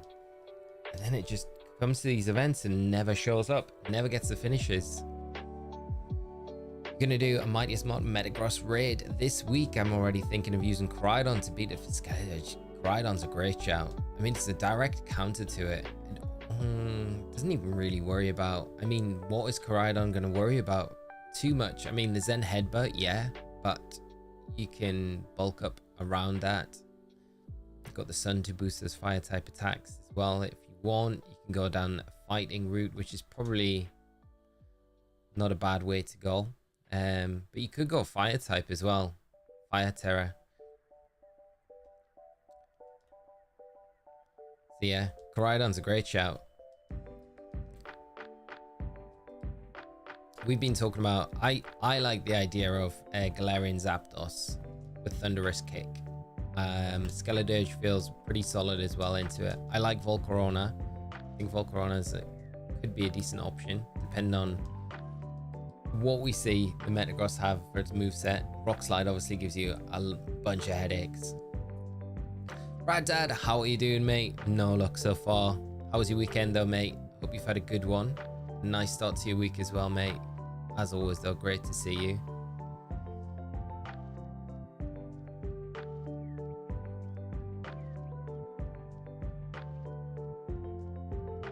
But yeah, it's gonna be, I'll probably get the Metagross raid stuff up tomorrow, like some builds to look at.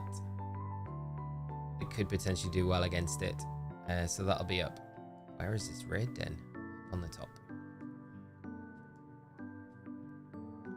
So we'll get that finished today and then up tomorrow, or maybe up later today, depends how quickly I can get that done. And then yeah, we'll be doing it live on Thursday. Should be fun.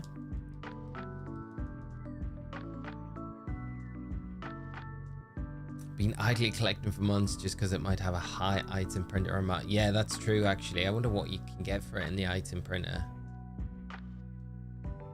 I'm running extremely low on blueberry points though, so that's something I need to go in game and get some more of.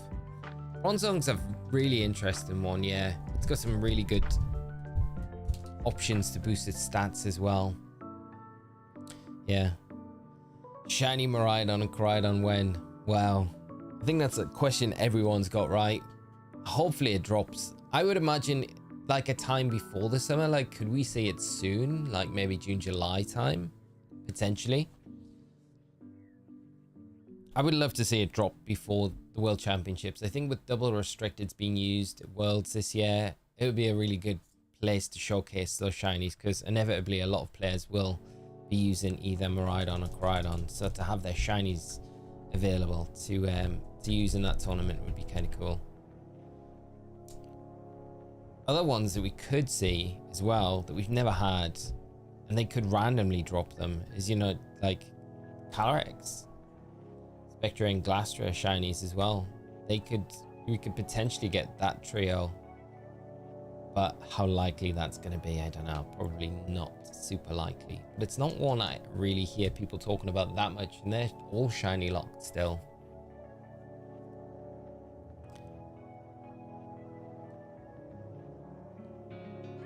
Nothing but house cleaning and relaxing for me. Get a good weekend as well. Nice, mate. Yeah, weekend was good. Similar, pretty chill, mate. How many Pokemon do we have that have never been shiny? Less than 10, right? I don't know, it might be a little bit more. Okay, so we've got Hooper, Victini, Deancey, Calyrex, Glastrier, Spectria, Urshifu. Kubfu could count in that as well. Then you got Chen Pao, Jiu, Tinglu, Torchen. That's 12 altogether. Koraidon, Miraidon, Terapagos, 15. Ogapon, 16. Yeah, so there's still a lot that haven't been, and like there's probably more that I'm just missing as well. I guess Urshifu doesn't count, right? Because you can get shiny Urshifu and go, can you? Or am I just making that up? Loyal 3 as well, yeah. So that's 19. It's hard with Go because I'm like, has it been released in Go yet? Because Go's always the outlier where you think if they got the shiny there, nowhere else has got it. I don't think they have. I think Urshifu just got dropped, didn't it? I don't think it got shiny. I feel like more people would have went hype for it if it did.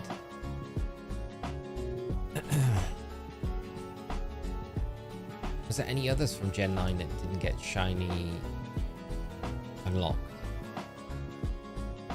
Zacian, Zamazenta, Eternatus got events, so they've been shiny.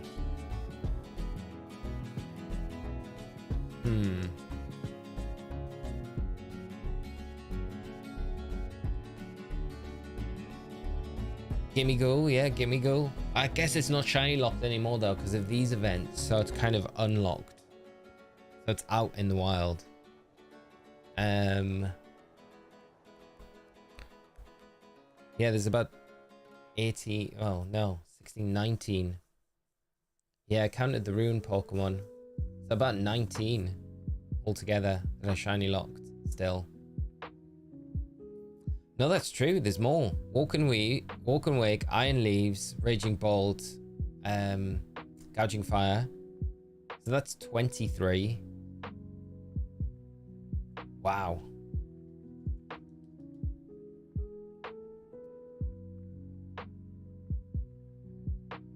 Yeah, the Paradox Social Justice definitely count.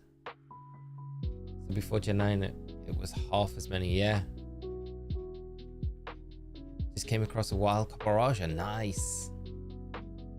That's awesome, Tera. Congrats on the shiny. I think other than the Delibird that I flew over last week when we were streaming, I haven't had any other shiny encounters just yet. There's a lot of shiny locked Pokemon, isn't there?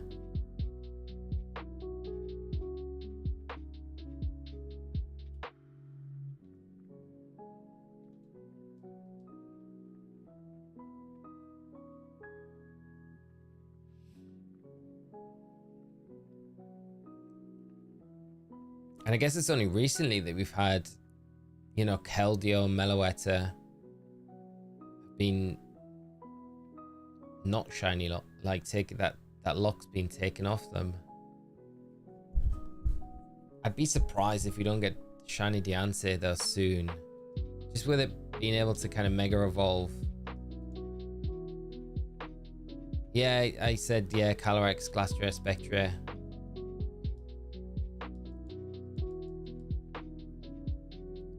Gen 9 really doubled down on the shiny lock and Pokemon. They were like the less regular mons with shiny locked, like Gimmighoul. Yeah, true. And Gimmighoul kind of is shiny locked because this event is just so crazy. But I guess it's like an old event like the Zacian, Zamazenta. It's in that same category because you had to take advantage of the event, get it when it was running. So they are available shiny, but just not super easy to get. Little jarring to realize we thought it was bad back in the day when the shiny locked, only to realize now that they're really pushing the lock. Yeah, it's way, actually when you think about it like that, it's like, yeah, there was only the odd one every generation that maybe got shiny locked, but now, yeah, this generation they've clamped down super hard on it. We already got shiny Diancie. Are you sure? I'm pretty sure we didn't. I'm pretty sure Diancie's shiny locked still.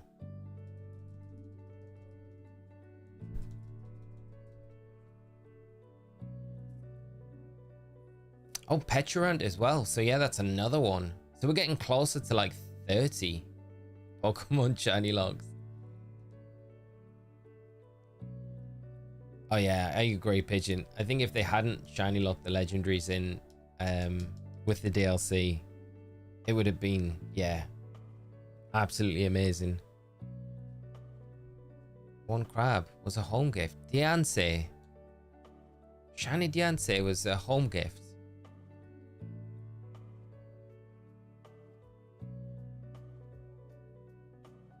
Am I just completely forgetting about this then? Huh. I always thought it was locked still, but obviously not. Johnny, how are you doing, mate? I hope you're well, having a great day. You enjoy the regional of the weekend? Yeah, there must have been. Like, I for some reason thought Diancie was still shiny locked, but there's too many of you saying, nah, it's available, it's been distributed. How was it only on bank? I need to find out about it now.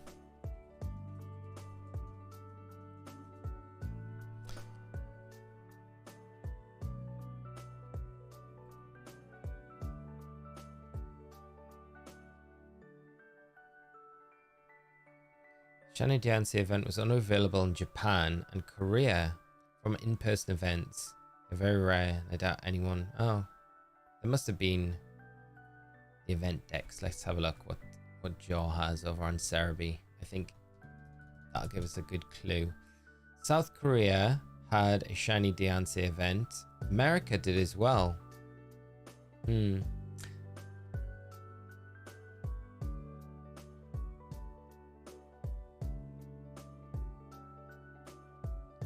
So that was a Mega Ruby and Alpha Sapphire, and that was a Wi-Fi distribution event. But it wasn't shiny, that was just regular Diancie. Japan had a shiny. So Korea and Japan are the only ones that have had shiny Diancie. Yeah, that's the only shiny ones that we've ever had. Every other Diancie event that we've had is been just regular. So it's not shiny locked, but the distribution events have never been outside of Korea or Japan. So kind of for us it's shiny locked, but also not as well.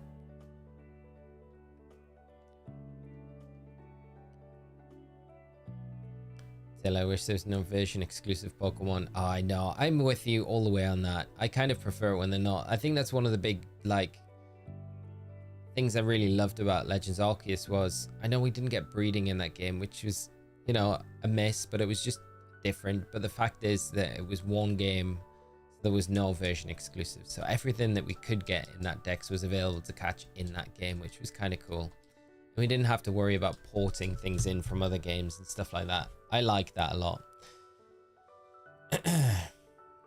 I watched most of it. The meta seems still so uncentralized. In any case, no Cryogon top 8 and a Lunala win the first Reg I regional feels like a fever dream. Yeah, I know what you mean, mate. Yeah, Lunala's so strong. It's like it's went from like being alright to winning a regional in Reg G to being on everyone's radar to coming into this event and just being like, okay, yeah, why has no one been using it before now? Pre-Gen 9, the list is Victini Vivillon, the Pokeball one, 2 versions of Hooper, Volcanion Cosmorm, 2 versions of Magearna, Marshadow, Kubfu, Urshifu, Zarude, of course, Zarude as well. So there is a bunch. Yeah, Calyrex, Blood Moona, Saluna as well. Yeah, no Shadow Radizama anywhere to be seen. People went hard against that.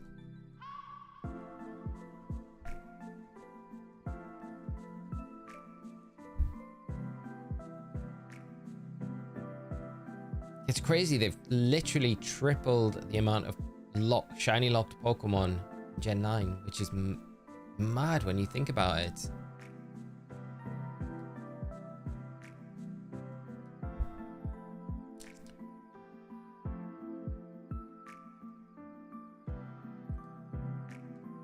Come on, get there.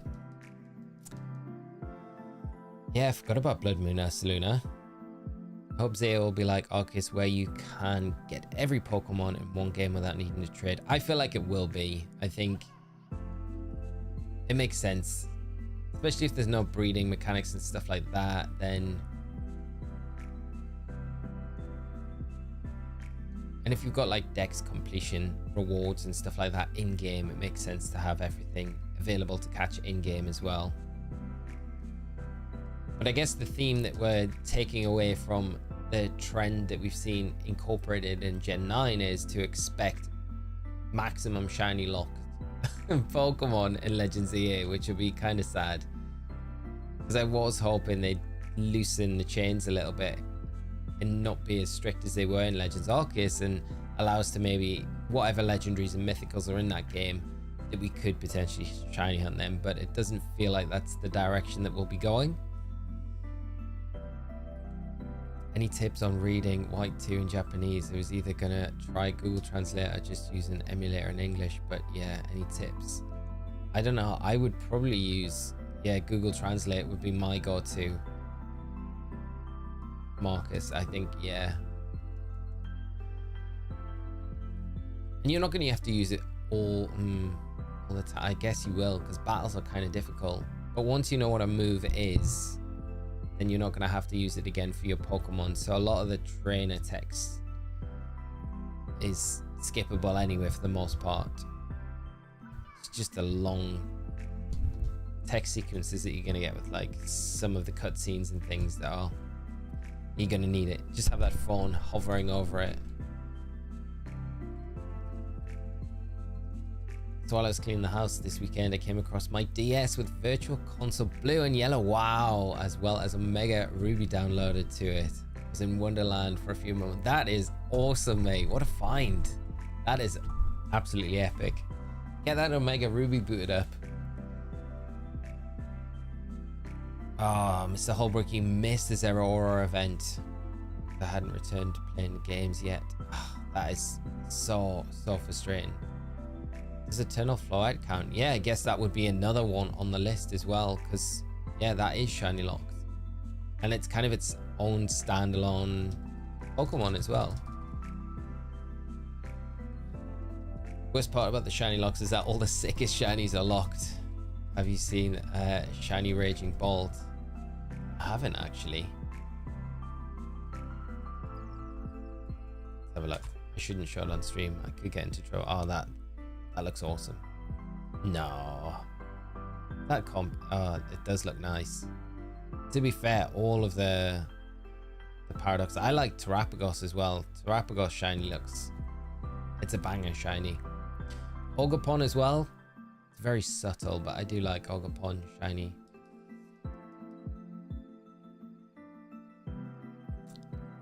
Shiny locked. It's good for selling something or in a manner like events, because they don't do complete games anymore. Arceus was complete, but it was an experiment the first time. Yeah, to attract. That's very true. And yeah, that's also the thing, you know, if they didn't shiny lock some Pokemon, then you wouldn't get these like really hype events or occasions where they do unlock things for you to potentially get that make it kind of exciting. So just want to play through for Ends Pokemon and to trade some Dream Radar mons into that. Yeah, mate, that's going to be epic. Marcus, did you like the latest Journeys Together TCG set with Ends Zoroark and Ends Zoroark that you could get in those sets? Very cool cards. Yeah, the Dynamax Adventures, that's what I was kind of expecting, Taylor, when we got Scarlet and Violet with the Snacksworth legendaries that we could get at the end. I felt like that would be definitely not shiny. I thought that would be the Dynamax Adventure equivalent for Scarlet and Violet, that we could go around Paldea and hunt the legendaries and shiny hunt them, but not the case for whatever reason. What are the odds for shiny Gimmighoul? Alex, they are 1 in 4,103. And they can't be changed. You can't use shiny charm, sparkling power level 3 sandwich, anything like that to manipulate the odds to make them more in your favor. So they are just locked at that. It's a really brutal hunt. Yeah, hopefully they do, Sedenchik. I think that's what everyone is expecting, because they did it with Sogolo, Lunala, and then they did it with Zacian, Zamazenta, and Eternatus. So you would kind of expect them to do a similar giveaway for shiny Koraidon and Miraidon at some point.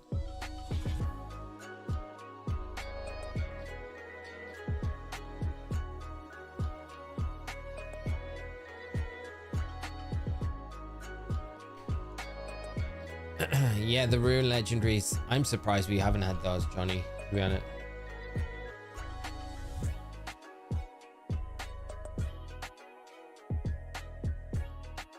They're pretty cool, but I mean, I understand it, so. The Iona cards, I prefer, mate, to be fair, from that set. Get shiny lock in a small amount for a short time, but the length shiny locked. And inaccessibility of events for some is what's annoying. Yeah, I think I would love just like small DLC patches, and I wouldn't even mind paying for them for the games. You know, like if you look at like the Mew event in Emerald, Faraway Island, if we got like DLC, small events like that, but it's like literally maybe like we pay like $5 for it, and it's just a patch that we can, a DLC update that we can get, and it creates an island of the, like out here or something, and we have to go out to get to the island, and then, you know, then you've got the option to shiny hunt for the mythical or whatever. Like events like that would be so cool if they start integrating into the game, like they've done it in the older games. It's just strange that they don't seem to want to do it for the newer ones when they could make them so much better. Like the whole epilogue that we got for Petrarant was so cool, and they don't even need to go into that much depth. But I mean, that was, if they did more things like that, I think it'd be so good. And that was a free add-on as well. I think you only needed the DLCs to be able to access that. Did we confirm that checking shiny Pokemon encounter changes? It's never been fully confirmed, Riley. No. Getting so bored. To hunt this game. Oh yeah, I don't think it's been 100% confirmed, Riley. I think it's better relying on your eye. There's a few times yesterday when I was checking them, I was like, it could be shiny, but I don't think it is. And then I would just run through the raid, like, to confirm it's not.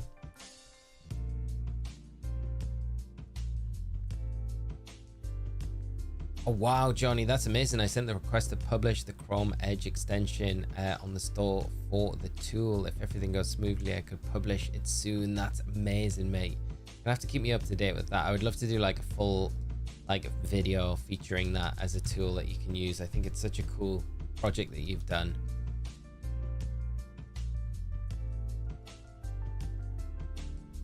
Yeah, I agree, Marcus. It's like, I think everyone being in the same mind would be like, yeah, we don't, like, just create it so we can experience it. We don't mind paying for it. Like, you guys can make money from this.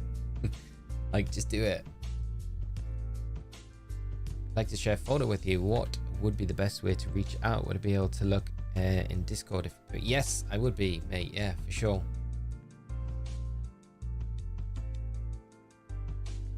Can I ask what it is of? Or is it part of the surprise?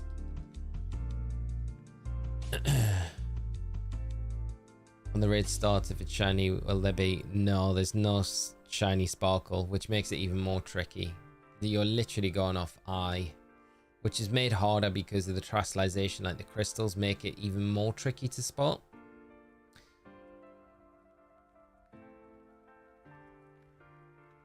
So although they have unlocked it, so it is available to shiny hunt, they've done everything possible to make it as difficult as possible to get this shiny.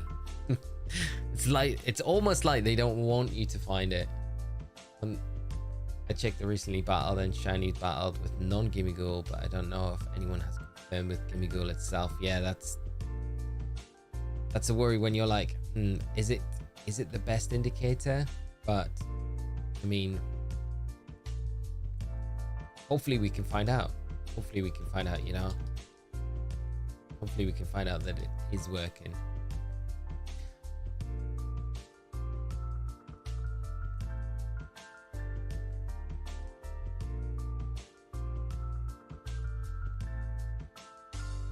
Set up alpha testing environments at the moment. I'm going to start contacting some people to try the more advanced stuff and get feedback. I might set up an environment for you if you want. I would definitely be up for that, Johnny, because I'll be starting doing Bologna prep soon. So I'll be, yeah, that would be something I could easily help you with, mate, if you need any help at all.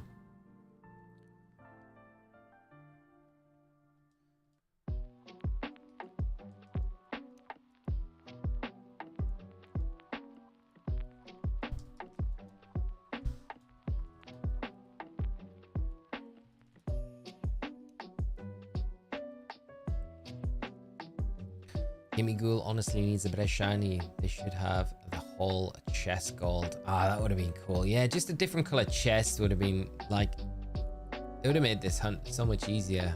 Just to take away the, just the confirmation that it's shiny or not, you know.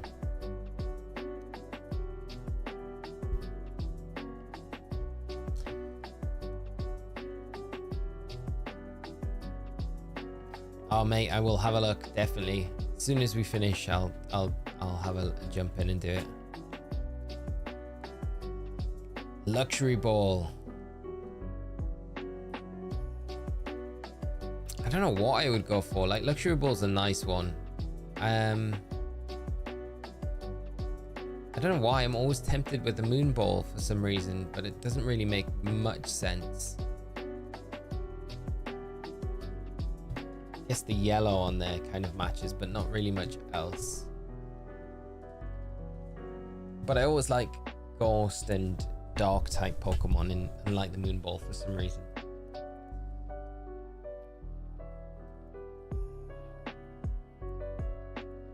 Lars, how you doing, mate?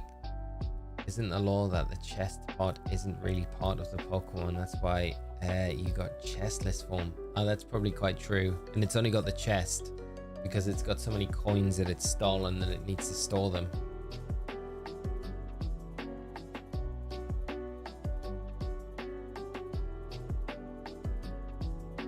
I haven't seen it, Heath. No. Did you tag me in it? I'd love to check that out, mate. See, when I'm really like not 100% sure, I'm like, should we just run through it and just check? I'm pretty sure this is not shiny. No, that's not shiny.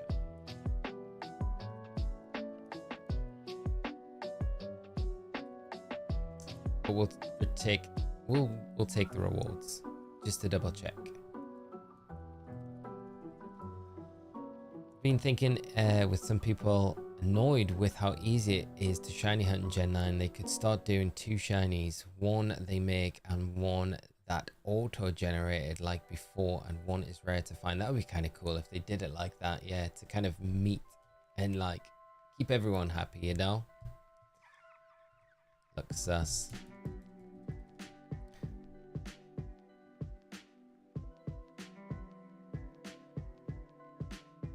That one crab recently battled, it will show if it's shiny or not. Is that definitely confirmed with the Gimmighoul? We would like literally just discussing, yeah, that's not shiny. Don't even need to catch it. But that's a cool way to do it.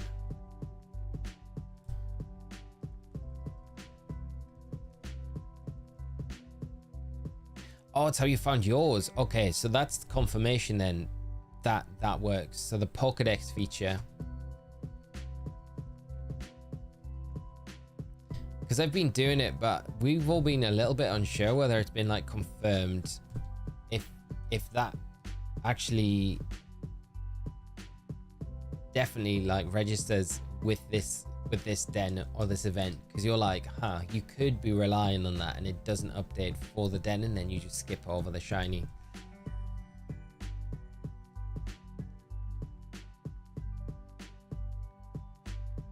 Which I'd be worried about, because it's like then we're generally just wasting our time a little bit. Yeah, but that is awesome to have that confirmation, mate. So thank you so much for that. And again, congrats on finding your shiny Gimmighoul. How many checks did it take until you found it?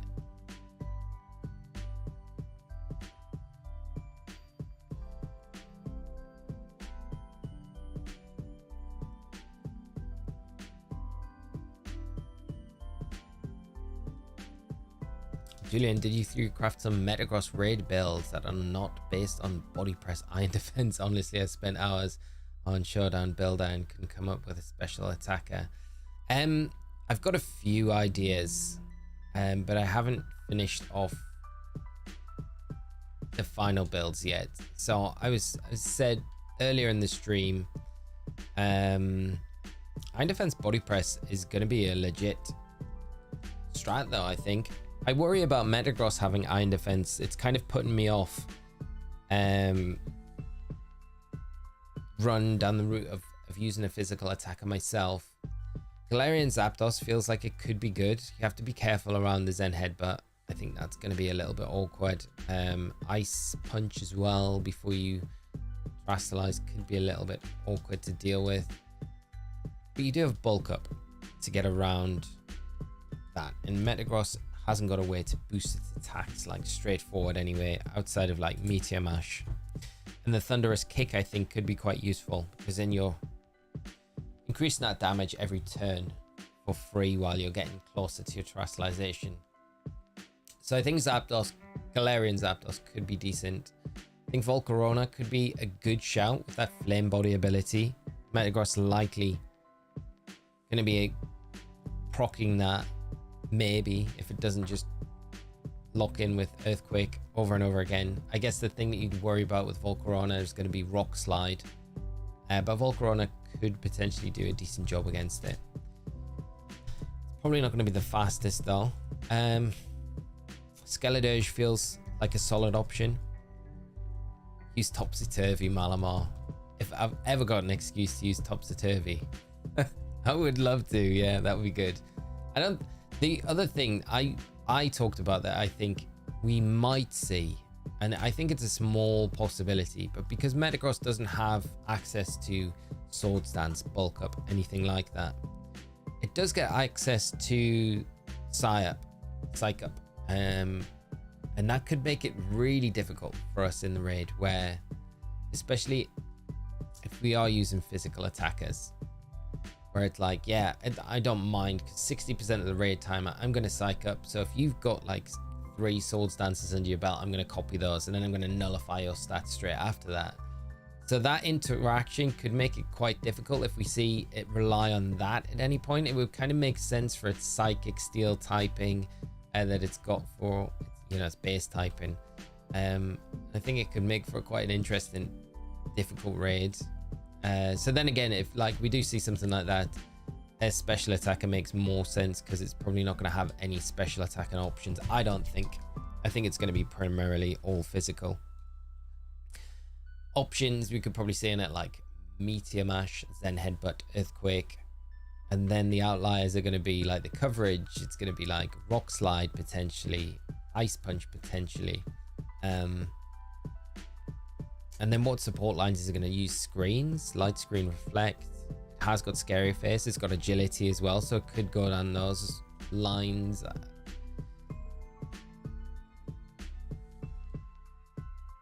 But yeah, I'm not really too sure about what direction's best to go with it, to be honest. But I will have something up on the channel either later today, tonight, or first thing tomorrow.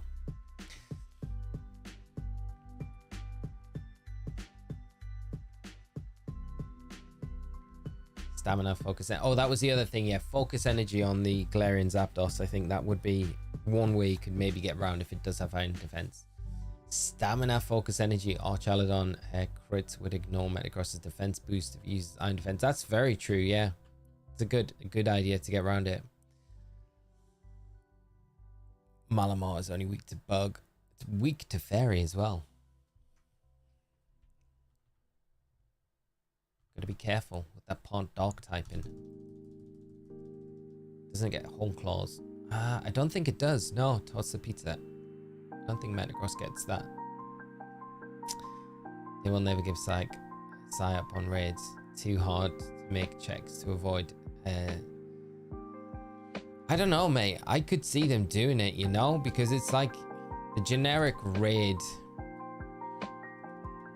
They could It's a way they would make Metagross really difficult. This is how, if I was at Game Freak HQ and I was coming up with a way to make this an extremely difficult raid and make people have to really, really look at like some really obscure ways to beat this Metagross, I would nullify stats early on in the raid, like 80% of the raid time. I'd nullify stats and abilities on your side of the field. And then I would let the raid timer tick down to like 60%, and then I would have a trigger there to psych up, because I would be like, okay, well, you're going to spend the next few turns after I've nullified your stats and abilities boosting your own stats and abilities like we normally see. I'm going to steal them, and then directly after I psych up, I would then nullify stats and abilities for the second time on your side, and then I would start going to town with Metagross, and it would yeah, be impossible to go, but you never know. We'll see what they decide to go with. I don't suppose they'll go anything that extreme. I can't imagine anyway. Do you think they will release the Pokemon Edition Switch 2 for Legends here, or possibly Pokemon Champions? I hope.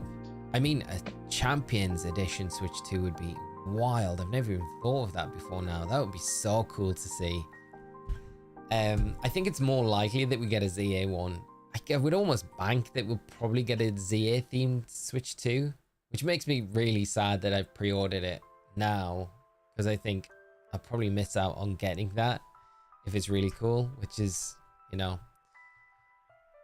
so it's not a bad thing. I think, like, just holding off if you're planning on getting a Switch 2 and think, I'll wait and see if they do that themed. But a Champions one would be absolutely incredible. I would love to see that. Aaron, good morning. How are you doing, mate? I hope you're well. Having a good start to your week. Also, Archaladon increases. Yeah, the stamina boost is quite nice on it. So you wouldn't really need to worry too much about the earthquake. Archaladon's actually a really good shout. Really good shout, Julian.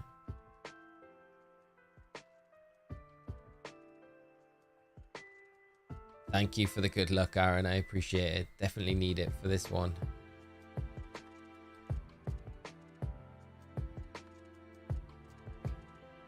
Especially when we love finding the 3-star raid dens.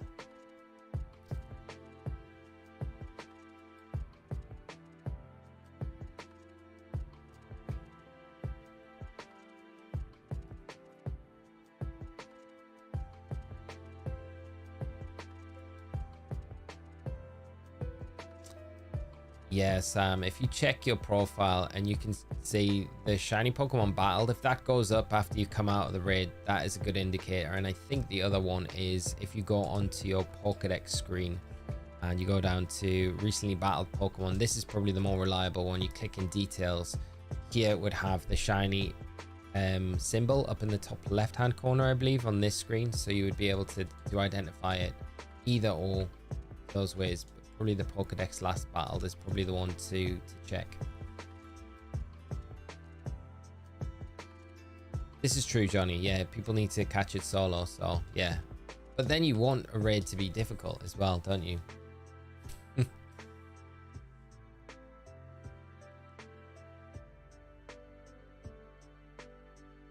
And you got Meloetta yesterday. Congrats, Aaron. That's awesome. It's such a banger shiny. It's one of my favorite mythical shinies. I love it. Congrats on picking it up. Have you managed to get the other Dex reward shinies that they released recently as well? Or have you still got a few to do?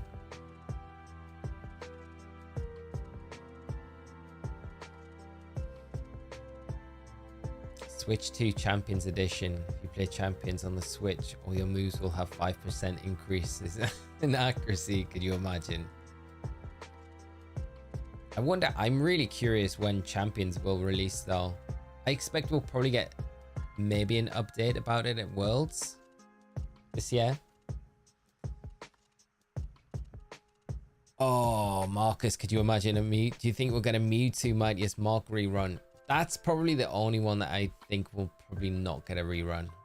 I think because they'd have to do the Mew mystery gift event alongside it, because it's like that you need that event so people have access to Mew.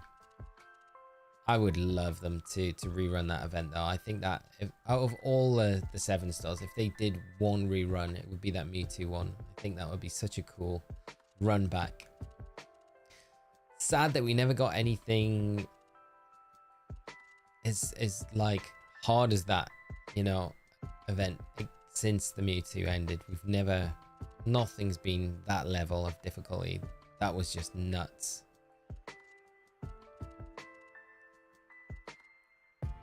And it would have been so cool as well, because there's so many different like legendary mythical combinations that they could have went with to do a similar sort of thing, you know. But I guess because it's just a one-off, that's what makes the Mewtwo event as cool as it was.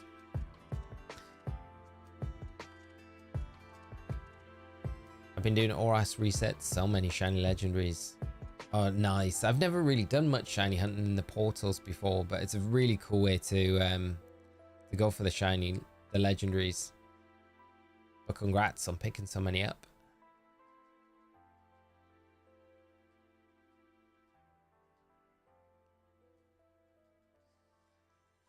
Did you know Cubone can learn Flamethrower in Let's Go Pikachu? I did not. No, that's wild. Is that like a direct nod to Alola Marowak as well?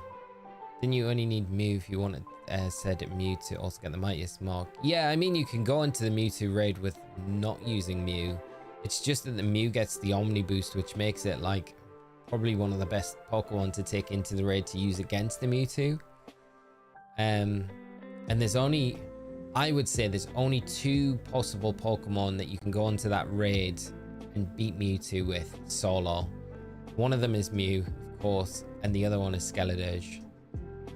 But the Skeledirge is the RNG rolls that you need are so precise in that raid. It's like, I don't know what the odds would be of running through it to do it solo with Skeledirge, but it is possible. If it ever came back, I would definitely do it with the Skeledirge as well as the Mew. I don't think I'd try and repeat doing the Mew solo again. I mean, it might be fun to do on stream.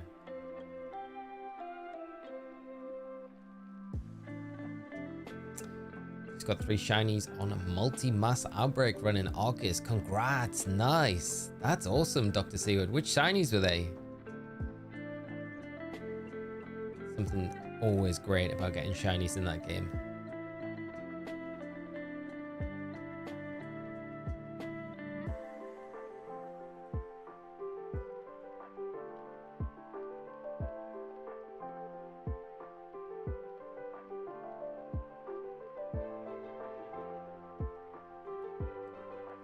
Ursaluna, yeah, I mean, it's 6 and 2 3s, Johnny, really.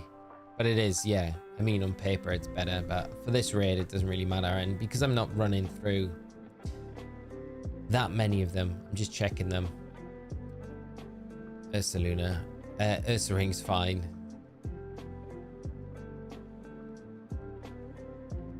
No, now we need the Mewtwo Mystery Gift and Mew Mighty Mark.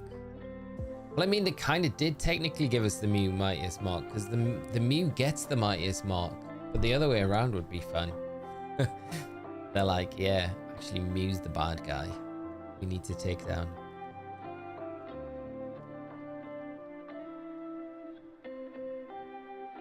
What if they did shiny Mew?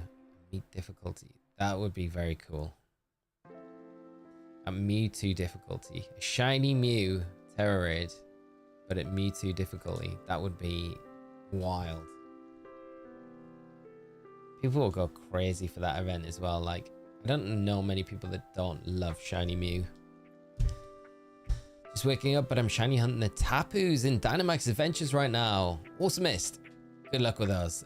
Absolute amazing shot. All the Tapus have great shinies. Still something I need to go back into Dynamax Adventures and do. Shiny hunting Tapu Lele in Dynamax Adventures. Taylor, good luck with that one as well. Special shiny Mew distribution on the 10th anniversary early next year. The 30th anniversary, you mean, to coincide with the repeat Mewtwo 7-star raid. That would be cool. Tara, I'd love to see it. It's wild to think it's the 30th anniversary next year for Pokemon. Like, what crazy stuff are they going to do? I was saying this earlier, Johnny. It's like the terrains in any format that we've got in this game are so strong. It just shows how strong the Tapus really are, you know? Like, imagine if they were in Scarlet and Violet. They'd be so strong, so centralized, especially with terrestrialization. Part of me that's like, I need to see this. I need to see it. Still going strong, Rich. Yeah. We'll be wrapping up in a minute though, guys. Unfortunately, I'll probably do this last run round and then that will be it for today, because I do have a few things to do and I need to get that video up later today, so I need to make a start on doing that. But we'll progress in the numbers. We'll progress in the numbers of this event. That's the main thing.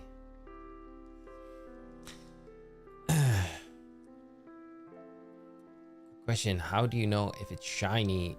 It's a tough one, Rodrigo, and I hope you're having a good day, mate. Thanks for hopping into the stream. The best way to do it is, I have this capture window set up next to me, which is like a really good reference. So I'll keep that still just on my side screen, so you could have it on your phone as well. I find that really useful just to remind myself that the shiny is way more whiter than the regular. So that's one way I do it. You can look at the belt, like the buckle, sorry, not the belt, but the buckle on the chest. That's always going to be a darker gray than the Gimmighoul itself. There's no shiny sparkles when you go into the raid, so it's really difficult to know. The terrestrialization makes it more difficult to spot as well. But another way that you can do it, I would always recommend as well, just dropping a save before you go into the raid. And that's a little more time consuming, so it's like entirely up to you how. Love giraffe eggs in this game. This is probably one of the worst locations because it's normally packed full of Taurus as well. Yeah, so the other way you can do it is coming into your Pokedex and then come down to recently battled Pokemon, which is like at the bottom of the list.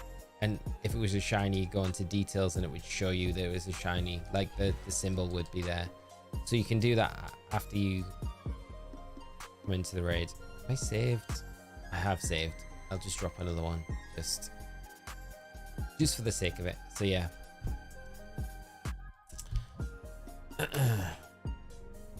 30th anniversary makes me feel beyond ancient. To be fair, I know some friends that bought Scarlet and Violet just for the Rayquaza events. I only see plus for Pokemon. Wow, that's very interesting to know. Just for the Rayquaza, just getting Scarlet and Violet for that. It's wild. That's why they need to do more like shiny events and more legendary events, mythical events and stuff like that. So yeah, I would say this is definitely not a shiny. But then I can just go to that screen and check, and if it was, then if I'd made a mistake, if I couldn't see it, then it should show as a shiny as the last one I battled. Tapu Lele, Sai Spam, Miraidon, Coco. Hopefully Coco with Supercell Slam, Grassy Glide, Bulu, Finny. I don't know, bulky and annoying, I suppose. But yeah, that's all Finny would be good at. So there's that screen. I wouldn't really rely on that one too much, but this is definitely confirmed. This would update, so there would be in the top left hand corner of this, there would be like the shiny sparkle symbol if it was a shiny. So that's a definite good way to know if it is the shiny or not. So hopefully that helps, mate, but it's definitely not an easy hunt any way you look at it. Yeah, Giraffe Eggs and Golducks. Giraffe Eggs and Tauros are like the Parasect and the Paris of Scarlet and Violet for me.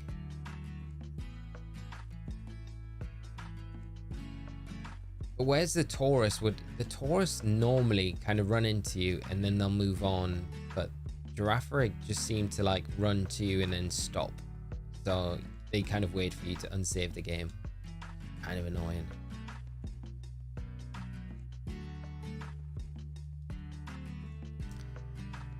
No, Rodrigo, you can't improve the odds with anything, so they're locked at like 1 in 4,103, and you can't reduce them with the shiny charm. Won't affect those odds, and sparkling power level 3 sandwiches will not make them budge at all, so they're locked in.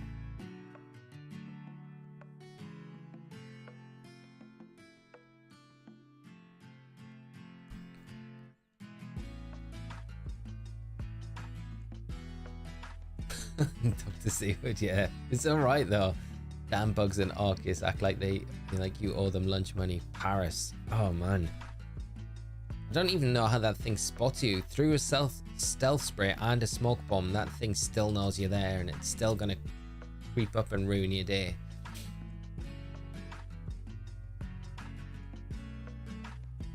I don't mind the Sharpedo and Isle of Armor, you know, too much, Johnny. I know what you mean. I think at the time, this before we had experienced the likes of Paris and Parasect in Legends Arceus, I think Sharpedo was like annoying.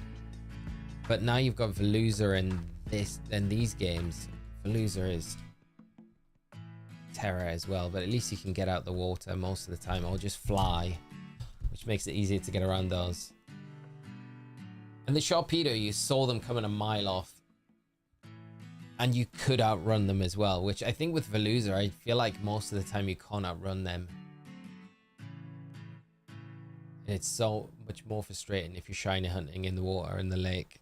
Lake Casaroya, shiny hunting Veluza, just terrorizing you the entire time. What do you think of the incoming 7-star Metagross Tera Raid? I'm very excited for it since it has Metagross, my favorite Pokemon of all time. That's awesome, Retro Box.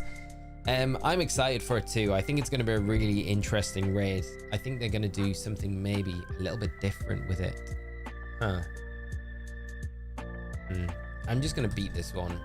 I'm not really too sure. I think it's not shiny. I would say 99%, but I'm not 100% sure.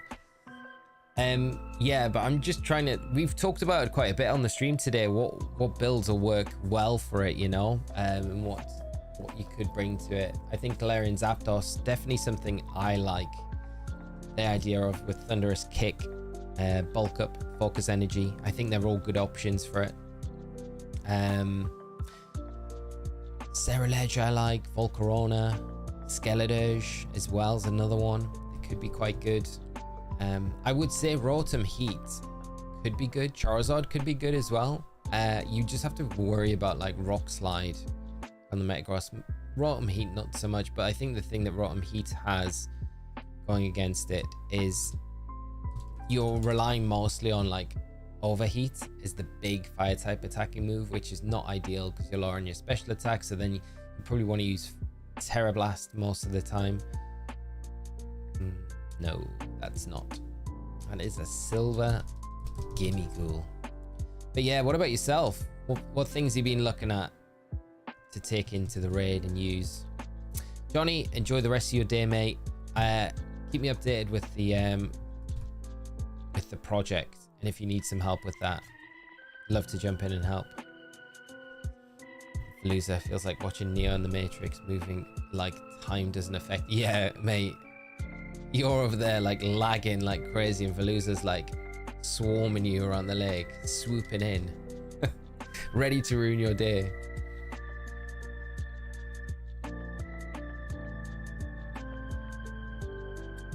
That is interesting. I didn't know you could do that. Dr. Seawood, that's cool. Right, give us some good coinage. One.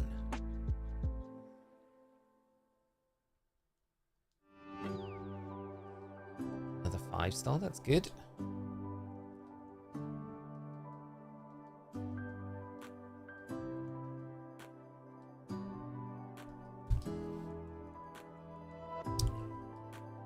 What's your guys' opinions? Like, what's everyone's opinions on if this event ends on Thursday, me continuing the hunt, even though I won't be able to share it with everyone?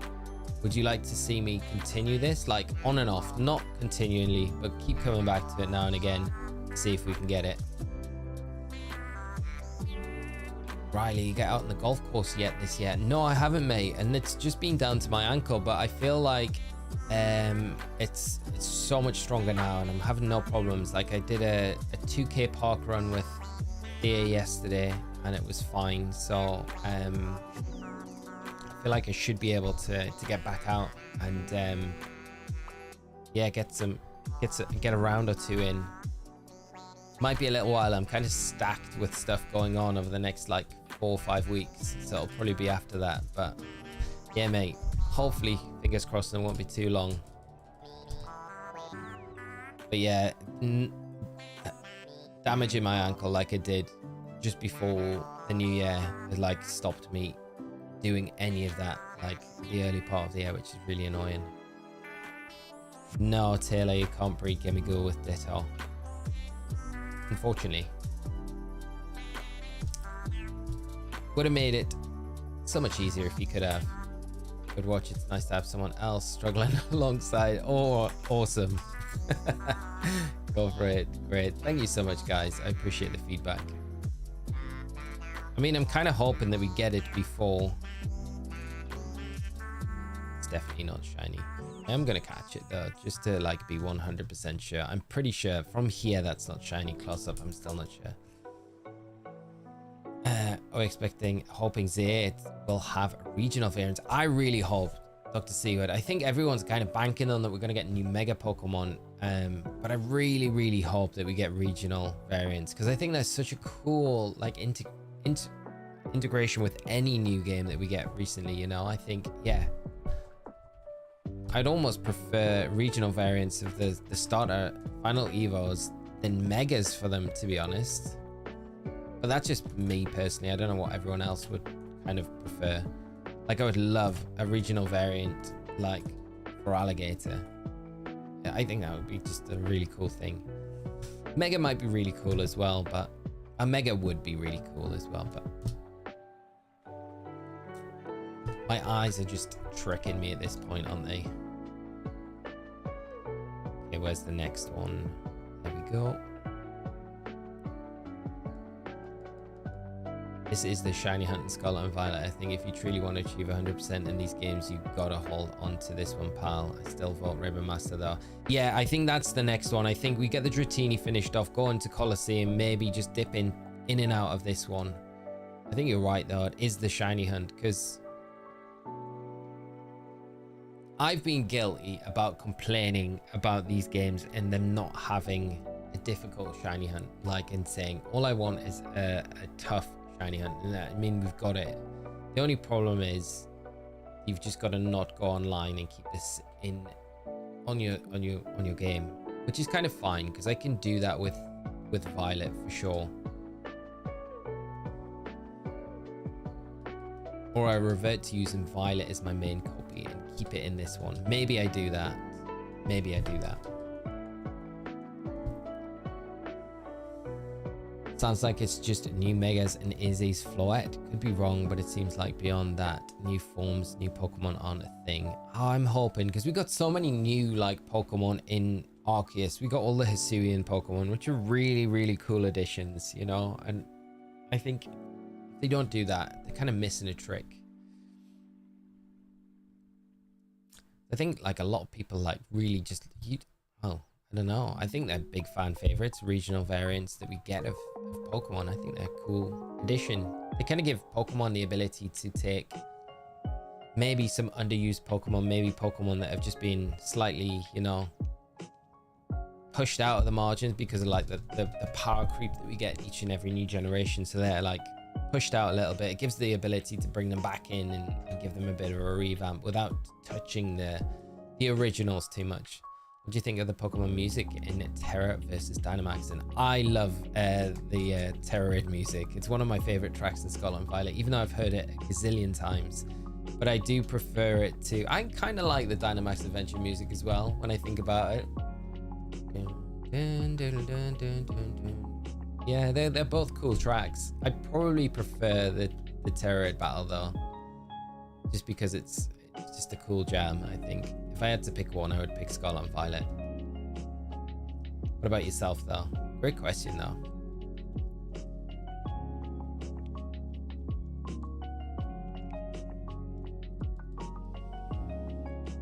regional for alligator. It's gonna be sick, mate. Yeah, especially if we can get that Croc Rock shiny from Colosseum and Ribbon Master it before then.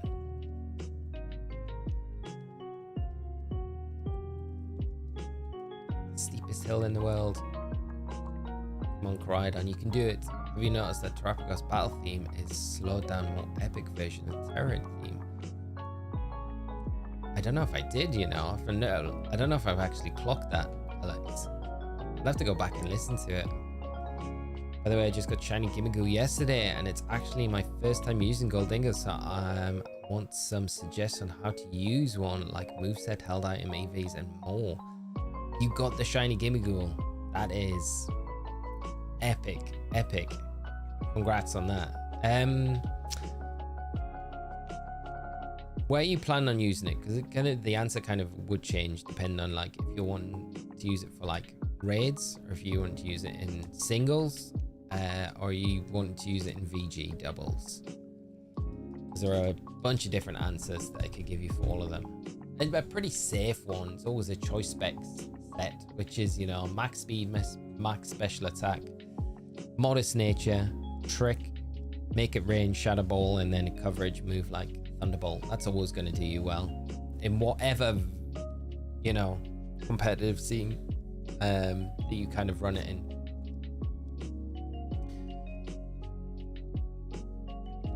Rich, I'd be very disappointed if there aren't any new forms. I think I'd be with you on that, mate. I'd be very sad as well. I got so sick of the howling and cheering in every Sword and Shield song. I love Scarlet and Violet much more, yeah. The one thing that really gets on my nerves a lot, and I guess I get it because of casting, and see a lot more of the battle the battlefields, is the Gromar, copy and paste Gromar that's like waving in the background. It's not so much a sound effect, but man, I'm like, oh, they could have just made a few more different NPCs to have around the battlefield. It's always Grandma that we've got waving in the background, and she's been there about 100 times. But yeah, enough of my complaining. Toby Fox is so talented. Like, the stuff that Toby does is absolutely amazing, yeah. But I mean, I think the whole soundtrack for Scarlet and Violet's just a banger soundtrack. I would hunt it, but it's such a slight difference. It's not worth the hunt. Yeah, I think I gotta do it. Yeah, but this is the best. I think the best way to always check, and we've had it confirmed, we know this is a way to check it. Go into details of last Pokemon battled, and if it was shiny, it would show up on this screen. So that's the way to do it. I think Dynamaxing is making you feel like something big, great is coming, and then you make the tension in a good way. Ferridor seems a little too happy for a confrontation of yeah, that's kind of true. That's kind of true. Dynamax definitely took it to a bigger scale, and I think Sword and Shield did a really good way of encapsulating like the stadium battles that I think everyone loved. So it would be nice to have a mix between Scarlet and Violet, Sword and Shield. I think Champions is probably going to be a really good platform for doing that, you know? So that's why it'll be an exciting one. Anyway, friends, thank you so much for coming by the stream today. I'm sorry it is a shorter one. I'm going to have to shoot off now. But keep an eye out on the channel for that Metagross builds video. We'll have that up, like I say, later today or first thing tomorrow morning. That'll be up on the channel. So that'll go over some of what I feel are some of the best things that you can build pre-Metagross event going live, and go over what threads we need to look at in regards to Metagross as well. But if you're in the UK, enjoy the rest of your bank holiday Monday. If you're in the rest of the world, just enjoy your Monday. I hope you have a great rest of your day. Thank you so much for coming by the stream today. It's been awesome hanging out with you guys, as always.